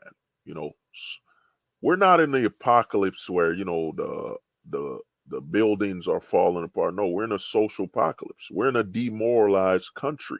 I mean, the government now, like I told guys, you got daddy government, mama corporation, and shout out to the homie Ojit. Shout out to the homie OG who told me, yeah, Uncle Sam. The uncle is the military. The military's her uncle.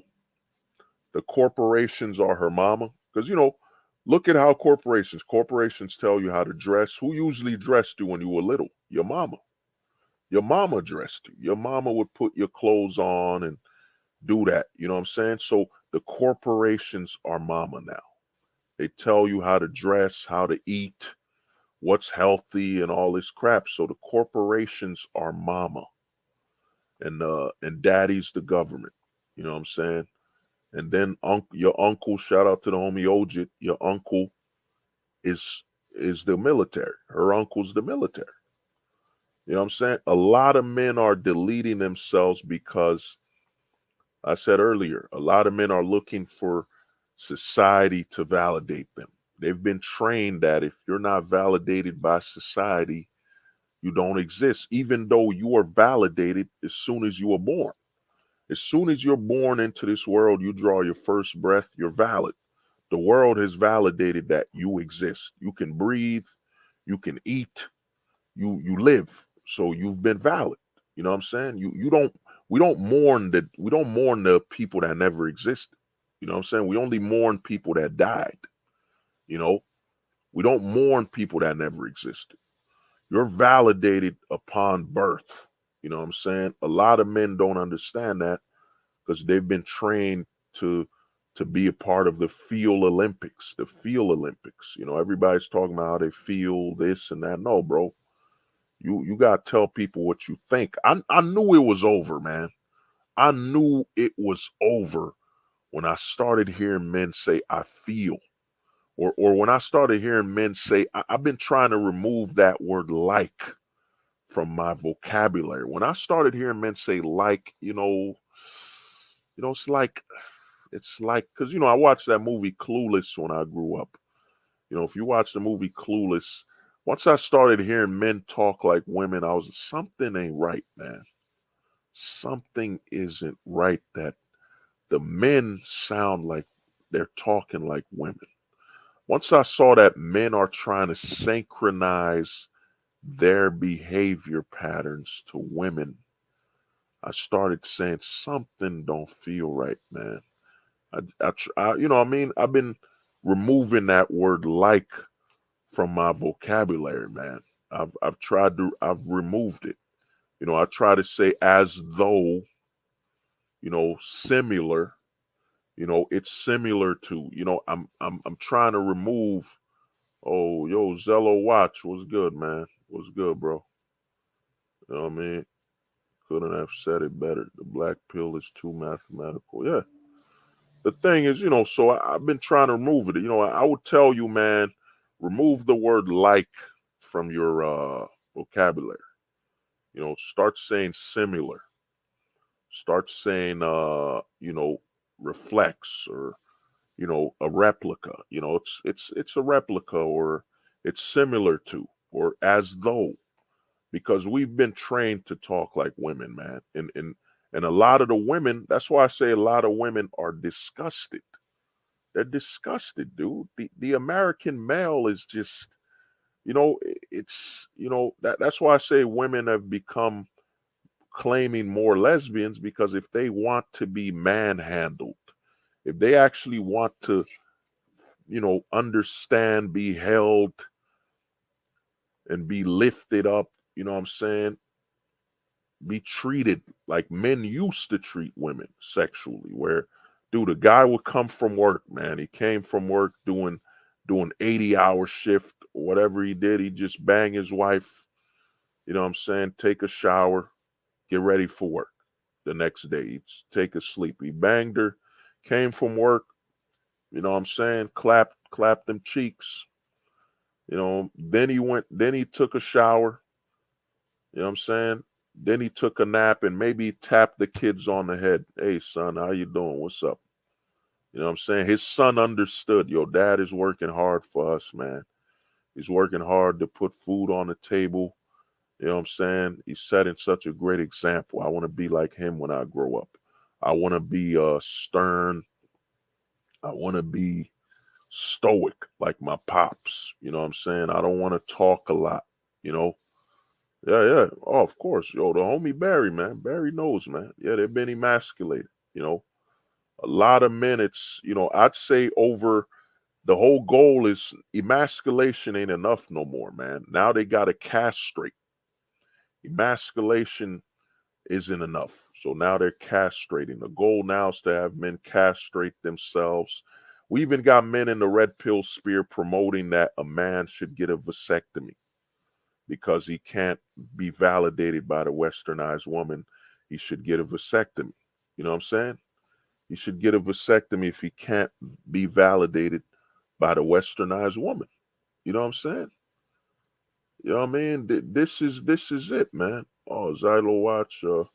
What do you do if you have Asperger's? Well, I mean, if you got Asperger's, man, you might have to, because a lot of men won't tell you this. You got to look at it and say, have I been removed from the state of normality? You know, if you got Asperger's, if you're trying to, you might not get a relationship in the West. You might just bang out some escorts. You might have to go overseas where, even though you got Asperger's, you're a man. You know, you still could provide protection, stability. You know what I'm saying? You could provide what it means to be a man. So maybe if you got Asperger's, depending on how serious it is, you might be disqualified here from even though it's already done, but you might be disqualified. Because I had a homie with Asperger's. I think you do he twitched a little. He might say random words at times. It might remove you from the normal spectrum. You know what I'm saying? Yeah, shout out to the homie, man, the Philippines. Yeah. And I'm gonna say something, man. You know, what I mean by the West, man. You know what I'm saying? Yeah. What I mean by the West. No, dude, it's good. You're good, man. You got Asperger's. You can't control. You can't. You know what I'm saying? You can't be mad at what you can't control, man. I got like a bald spot on the back of my head. It turns out it's hereditary. It's hereditary because I think my mom's got the same thing. So I, it is what it is, man. You know what I'm saying? It is what it is. It's hereditary. If a chick sex checks out my locks and says, "Oh, what is this bald spot?" and it is what it is, man. We all have some issues, but it ain't over, man. It's just a sign that in the West, you know what I mean? In the West, you just gotta date them, bang them, then go overseas, man. You know what I'm saying? Oh yeah, yo Barry, you got it too. Yeah, I got one. I remember when it happened, I was like in 8th grade or something, and I felt something peeling on the top of my head. And then I removed it, and it was this bald spot, this bump, and I'm like, wow, what the fuck is this, man?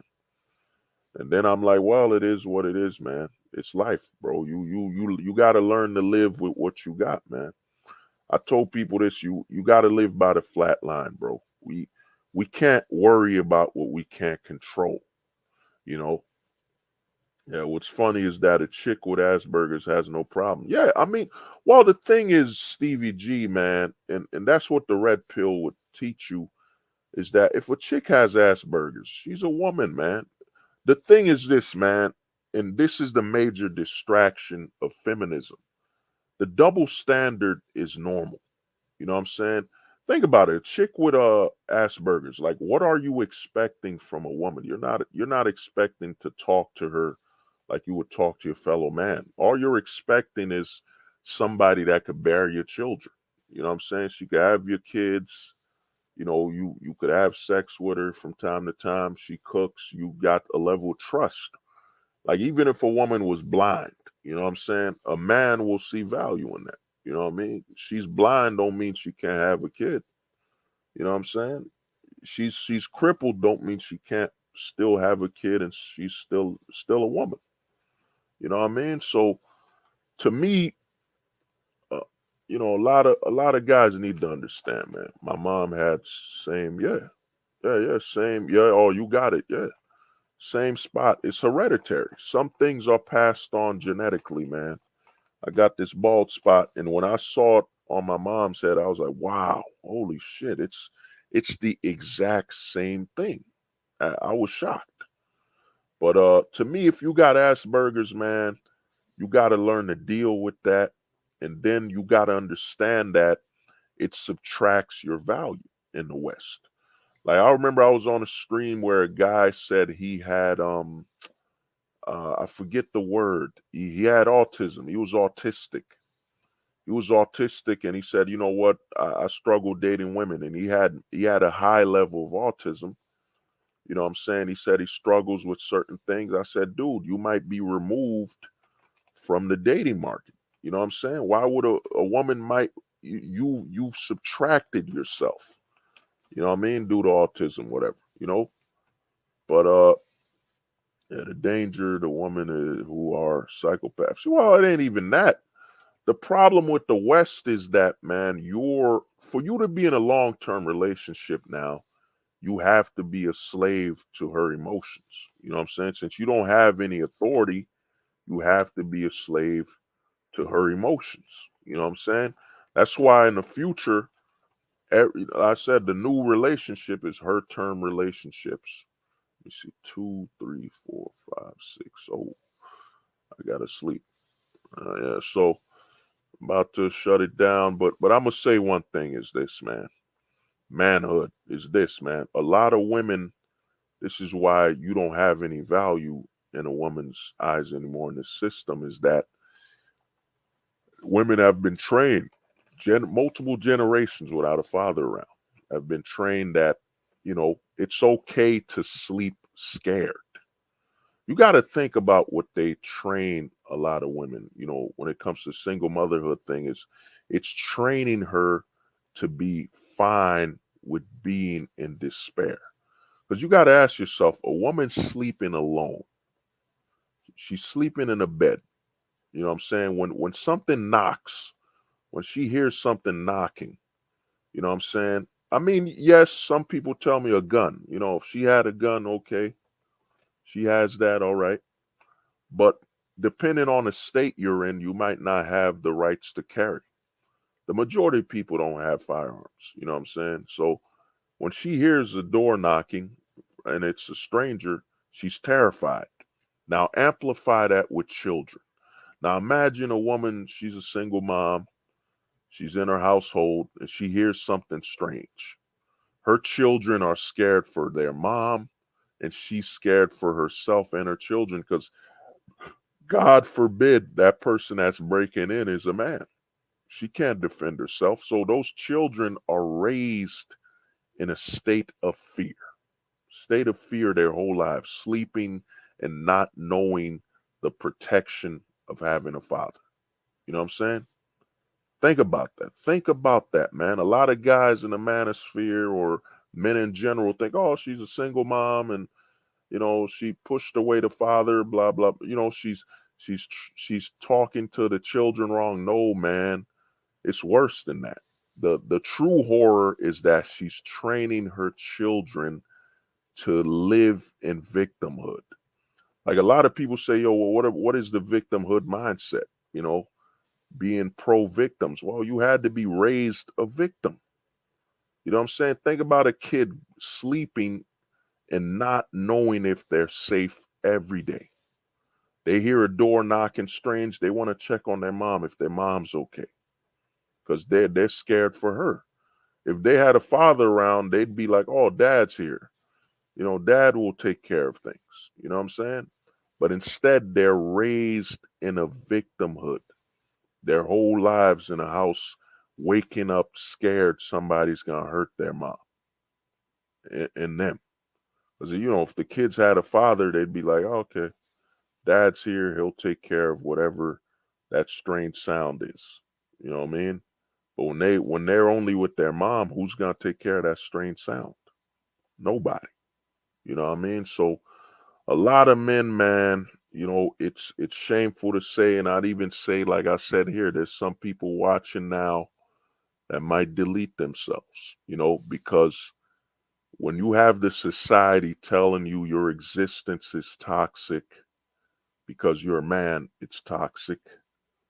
Your existence is horrible. They want you to castrate yourself. The only way to get rid of toxic masculinity is to transition. So cut off your things, man.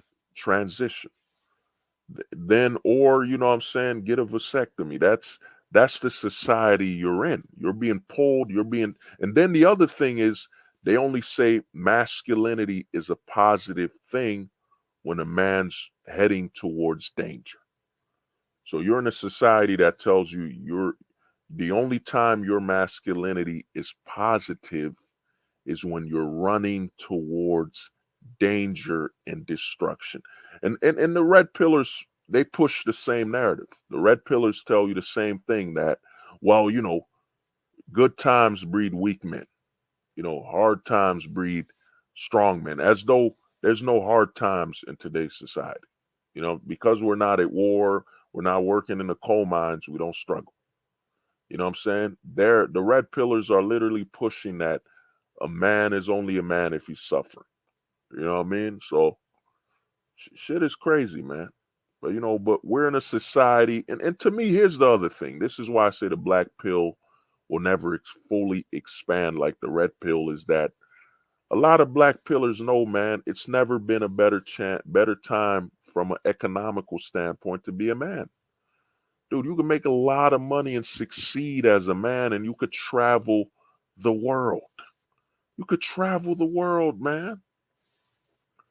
You know what I'm saying? What's the homie saying? Most millennial men don't know how to fix a door. Well, I mean, they don't have to. Xylo Watts, the homie, they don't have to, man. We live in a very lax society. Think about it. You don't have to fix your door so you could focus on the business you were doing. Men are trading stocks. The thing is this, man. It is great to be a man right now. It is amazing. You could make all this money. You could succeed. It's great, man. It's great to be a man right now. It's better than ever before. You know what I'm saying? It's just that you just can't have a family. You can't have a family without it being in the back of your head that you start asking yourself, what will I do? When will my family be taken away from me? So in the US right now, being a single man, you can make your money, man. You could succeed, bro. This is why I say the black pill is, you will reach peace, man. You will reach level of peace because you will accept it. Like I'm gonna give you an example. I'm gonna give you a question. I'm gonna give you a question right now. You know, it's a big question. You know, you're in a minefield. You're in a minefield. You know what I'm saying? You've been they've forced you to run down a minefield, right? You're in a minefield, right? So they tell you walk through the minefield. You don't have no choice at all. No choice. You have a choice, you know what I'm saying? But it's a choice between my life will end sooner or later. You know what I'm saying? Some men will just say, you know what, I ain't doing it. They could take me out. I ain't walking through that minefield. That's his choice. That's his choice. Other men will say, you know what, I'm gonna take my chance through that minefield, but I'm gonna walk slowly. I might walk in circles, whatever, You know what I mean? So the thing is, man, you know, we're in the West, man. Oh damn, man, I can fix my car, fix plumbing, raise chickens, right? So the homie Barry out here, man. The modern dominant, man. The modern yo Barry, you gotta remember this. The modern damn, man, I forgot it. You know how the Boy Scouts had it. It's not a switchblade. It's it was that tool, man, with all the weapons, all the knives in it. I forgot what it was, man. It's damn, I forget the word, man. But yeah, man, today's modern man, it's not bad at all, man. You're good.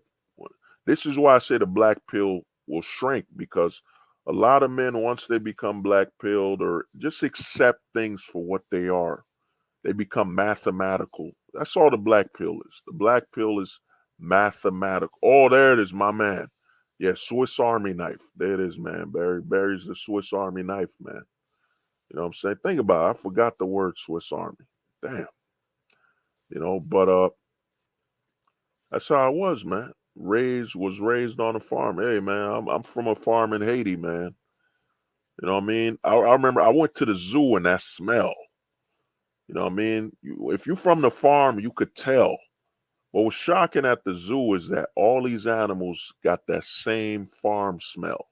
That that manure smell you get from a horse, sheep. When I went to that zoo, I was like, oh, that smell like home right there. Smell I mean, working at the farm, that smell I remember. But the thing I'm saying is, man, you're good, man. You just live your life, man. It's never been better to be a man. You could travel the world, and if you can't, and here's the thing, man, traveling the world doesn't mean flying to the Philippines or, if you just cross the border to Mexico, that's another country. You know that, right? You just cross the border, you're in another country.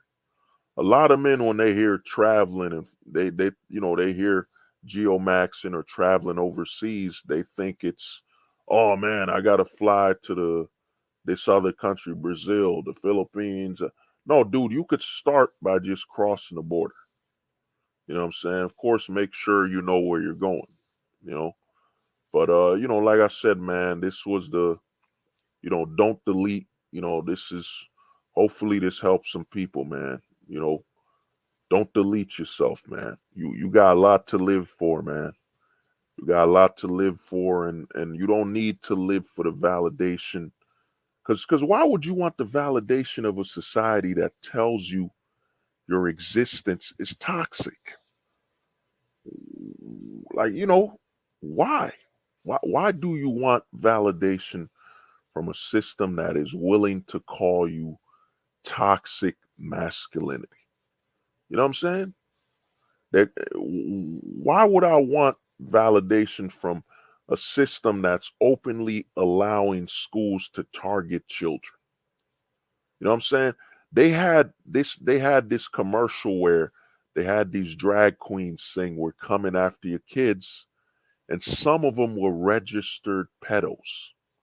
Some of them were literally registered pedos singing, "We're coming after your kids." This is the system you want validation from. And some people will tell me, well, not all states.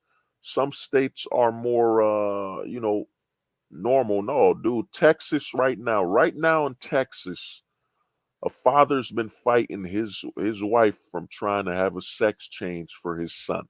Their son. You know what I'm saying? Their son. You know what I'm saying? It's their son. But in this system, it's her son and his responsibility currency wise. You know what I'm saying? Men, a man here, you don't have children, man. If your wife can just pick your children up and run with them, then what rights and authority do you have? Tom Brady, Giselle just announced she just took the kids and went without him, man. You know what I'm saying?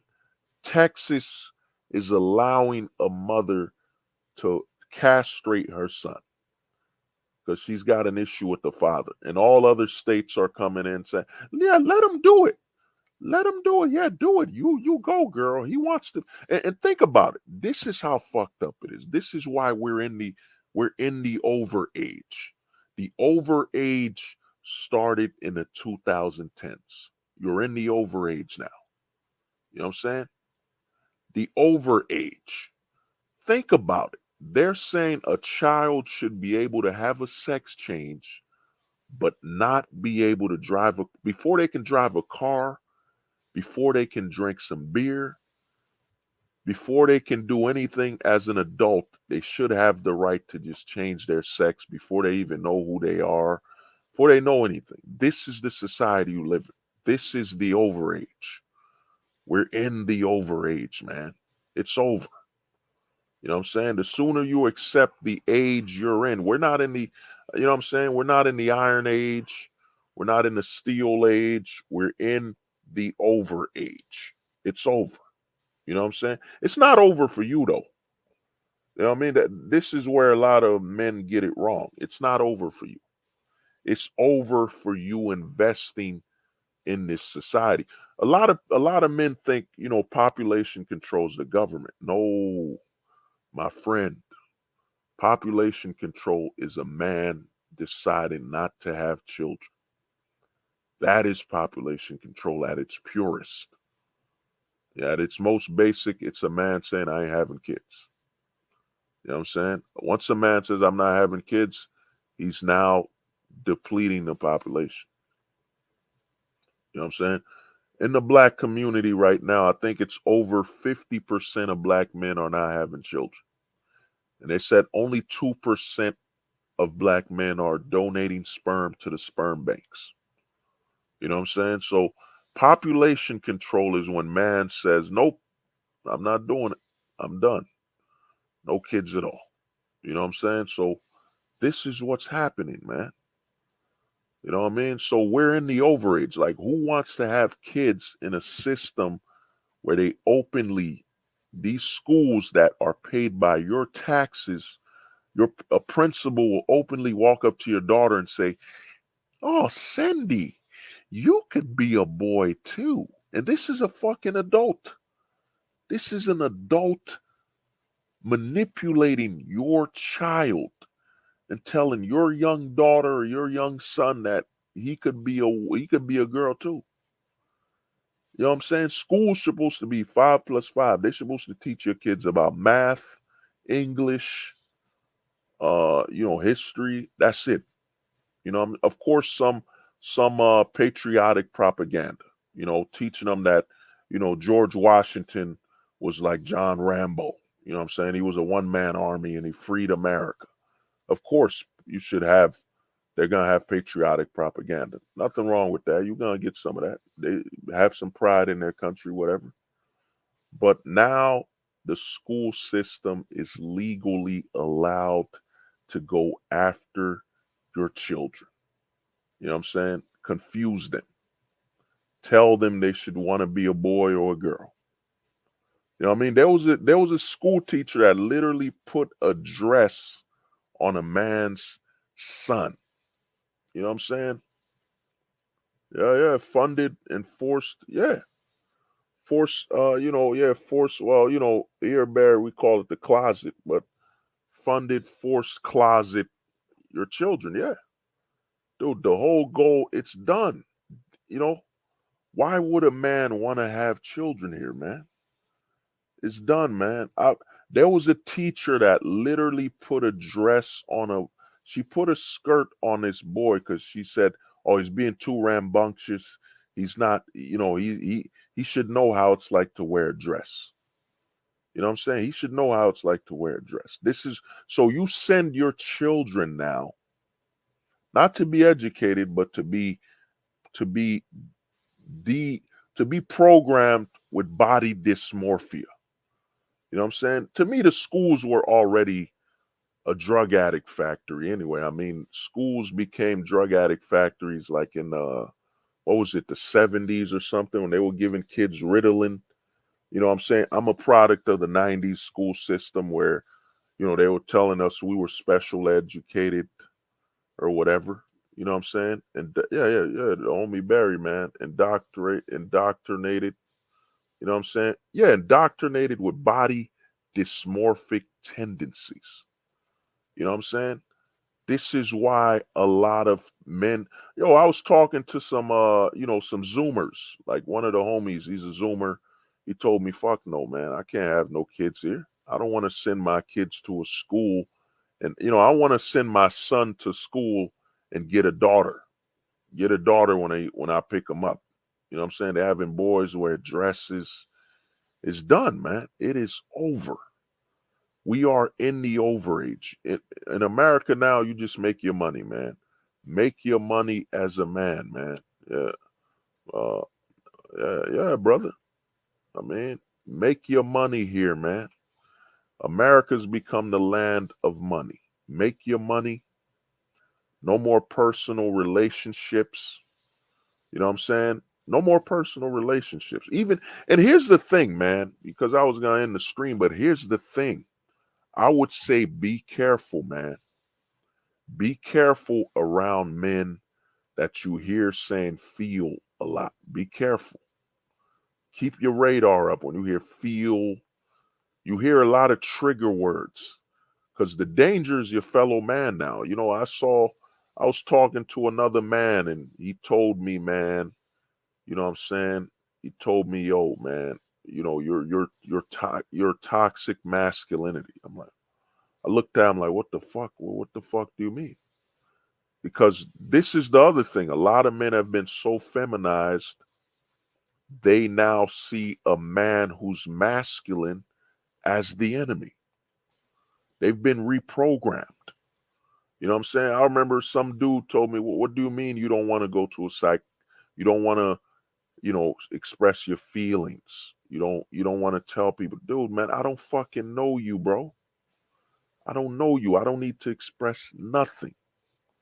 I'm here to work, go home. You know what I'm saying?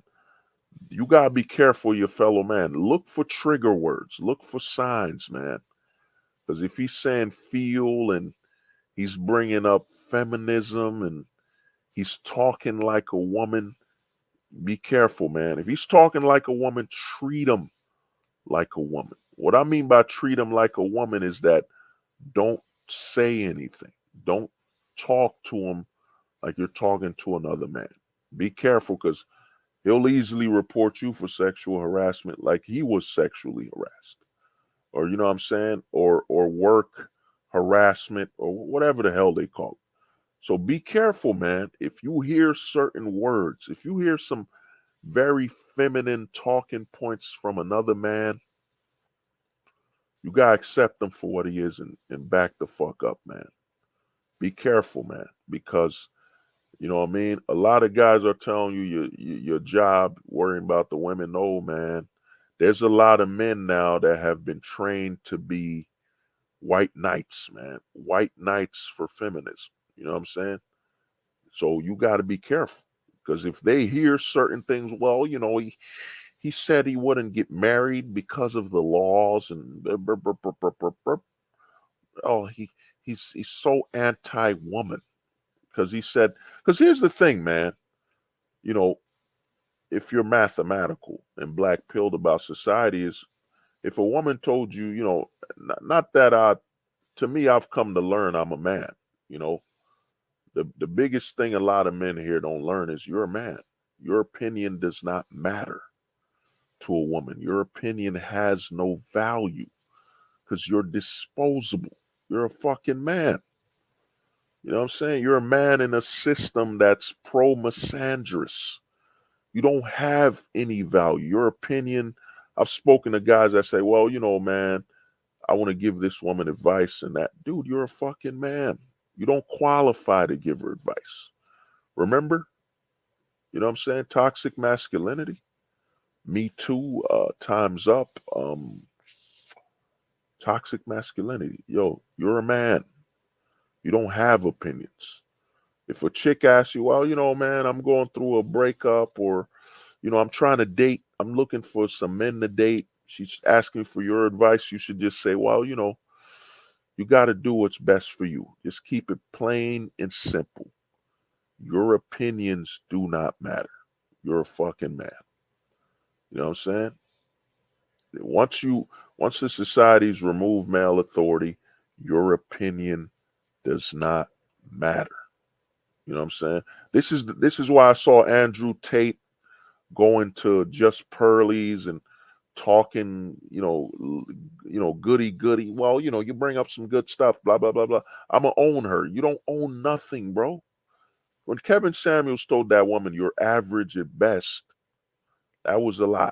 She's in a system where she's above average at best because the government loves her. The government loves her and she's above any fucking man. So how can she be average when she has more rights than any man? You know what I mean? A lot of guys need to understand, man. You need to understand this. You're a man. You need to look in the mirror and, yep, I'm a man.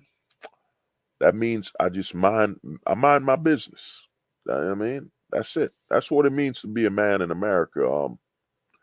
Mind my business. You know what I'm saying? You know that Kermit the Frog meme where he said, yep, mind your business. That's what it means to be a man in the West, yo. Mind your fucking business, man. You know what I'm saying? Don't be no hero, nothing. Mind your fucking business, man.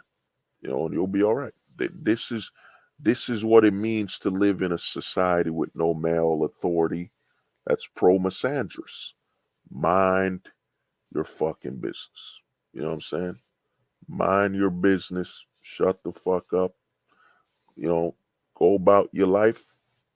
You don't have any opinions unless it's business. If it's business, yeah, you could talk business. But other than that, anything personal, mind your fucking business, man. You know what I'm saying? And with your fellow man, be careful. Look for trigger signs. If he sounds too feminine, too pro-feminist crap, be careful. That's a sign that you gotta mind your business. If your boy comes, yo man, my girl broke up with me, man. I did everything she wanted. You know, you got any pointers for me? You got any ideas, man? And I loved her. She cheated on me, but I accepted her. We all make mistakes. You hear any sign that this man is too feminine, that's when you're like, you shut the fuck up, man. You mind your damn business. You know what I'm saying? You step away. Because guess what? That man will look like a hero if he sacrifices another man to the system. You know what I'm saying? Because he's seen as a successful, you know what I'm saying? He's seen as a success story for feminism. You know what I'm saying? The success story that, you know what I mean? He's you know, give me a minute. Oh shit. Wow. Oh man, that green screen is garbage. You know what I'm saying? Wow. That is trash. Oh wow. It blurred the background. Oh, that's horrible. Yeah, so you gotta understand, man, you're a man. Your opinions have no value in a pro misandrous society. I remember some chick was getting beat up on the train, man. You know what I mean? Was getting beat up in the train by her man. I walked up. I just came from work, doing security, nightlife. And I told him, yo, chill out, man. And he pulled out a blade. He pulled out a blade on me and said, yo, I'm going to go to jail tonight. And you know what? He was right. What he did was right. It was none of my fucking business. When he pulled out that blade, he did the right thing. It's none of my business. That's not my woman. You know what I'm saying? When he pulled out the blade after beating her up on the train and he was gonna stab me or whatever, he was he was not in the wrong. He was in the right because it's none of my fucking business. You know what I'm saying? This is how you gotta live in society, man. You know what I mean? In a pro misandrous society, this is how you live.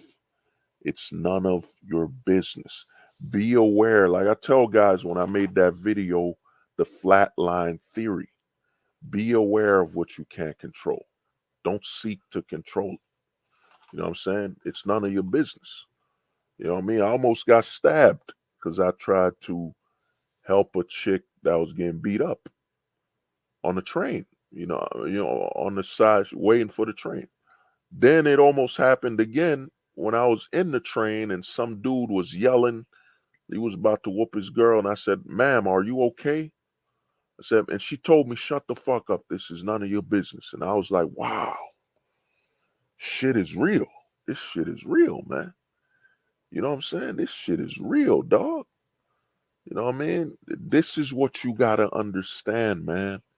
You're in a pro misandrous society. That's why all these red pilled guys talking all this bullshit, it's worthless. Any man telling me I need to try to change the system, bring back masculinity and all that bullshit, they're selling a super scam and they're telling me to sacrifice my life. You know, this is why the black pill won't grow because once you take the black pill and completely accept it, you're not a gray pillar, you're just gonna start enjoying your life. You're gonna be like, yo, man, what does feminism have to do with me when I don't participate? I'm not involved in none of this. So I'm just gonna go live my life. I'm gonna play video games. I'm gonna go to restaurants. I'm gonna just live my life. The black pill frees you, man. The red pillars and all these dating coaches, they need you to be invested in the system. The black pill just tells you, yo, man, this is what it is. Now live your life. You're not changing nothing. You're not, you know what I mean? Live your fucking life. But man, I've gone on longer than I should. I want to thank everybody for stopping by. And like I said, man, with self-deletion, don't blame yourself, man. The biggest danger of losing somebody that took their life is that you blame yourself. And when you blame yourself, you create a lot of danger. If someone around you took their life, man, do not blame yourself. You know what I'm saying? Go take a long walk somewhere you haven't been by yourself. Go breathe. You know, mourn, breathe. But don't blame yourself, man, because there's a lot of men, that's what they do. When someone takes their life around them, they blame themselves. They ask themselves, what could I have done to save them? You know what I'm saying? What could I have done to save their life, man? And it tears you up inside, man, and it makes you feel just miserable. It makes you feel helpless. You want to see how helpless a man is? You know what I'm saying? Talk to him. There's two ways you could talk to him. When someone in his family dies battling a disease, and when someone takes their life that they loved, you know, their friends, family, that's when you'll see a man at its most helpless because he couldn't do anything. He talked to him. He was his best friend. There's nothing he could have done, and his friend took his life. You know what I'm saying? So do not tear yourself up, because that's heading towards the road of self-destruction. That's where you start trying to justify joining them, because you're like, you know what? Maybe if I join them on the other side, I could talk to them and figure out where I went wrong. You know what I'm saying? So, but you know, this has been Hold the Truth Hostage, man. If the truth was so important, wouldn't negotiate with lies, would hold the truth hostage. I ever say, they said the truth won't survive beside the lies that maintain the decaying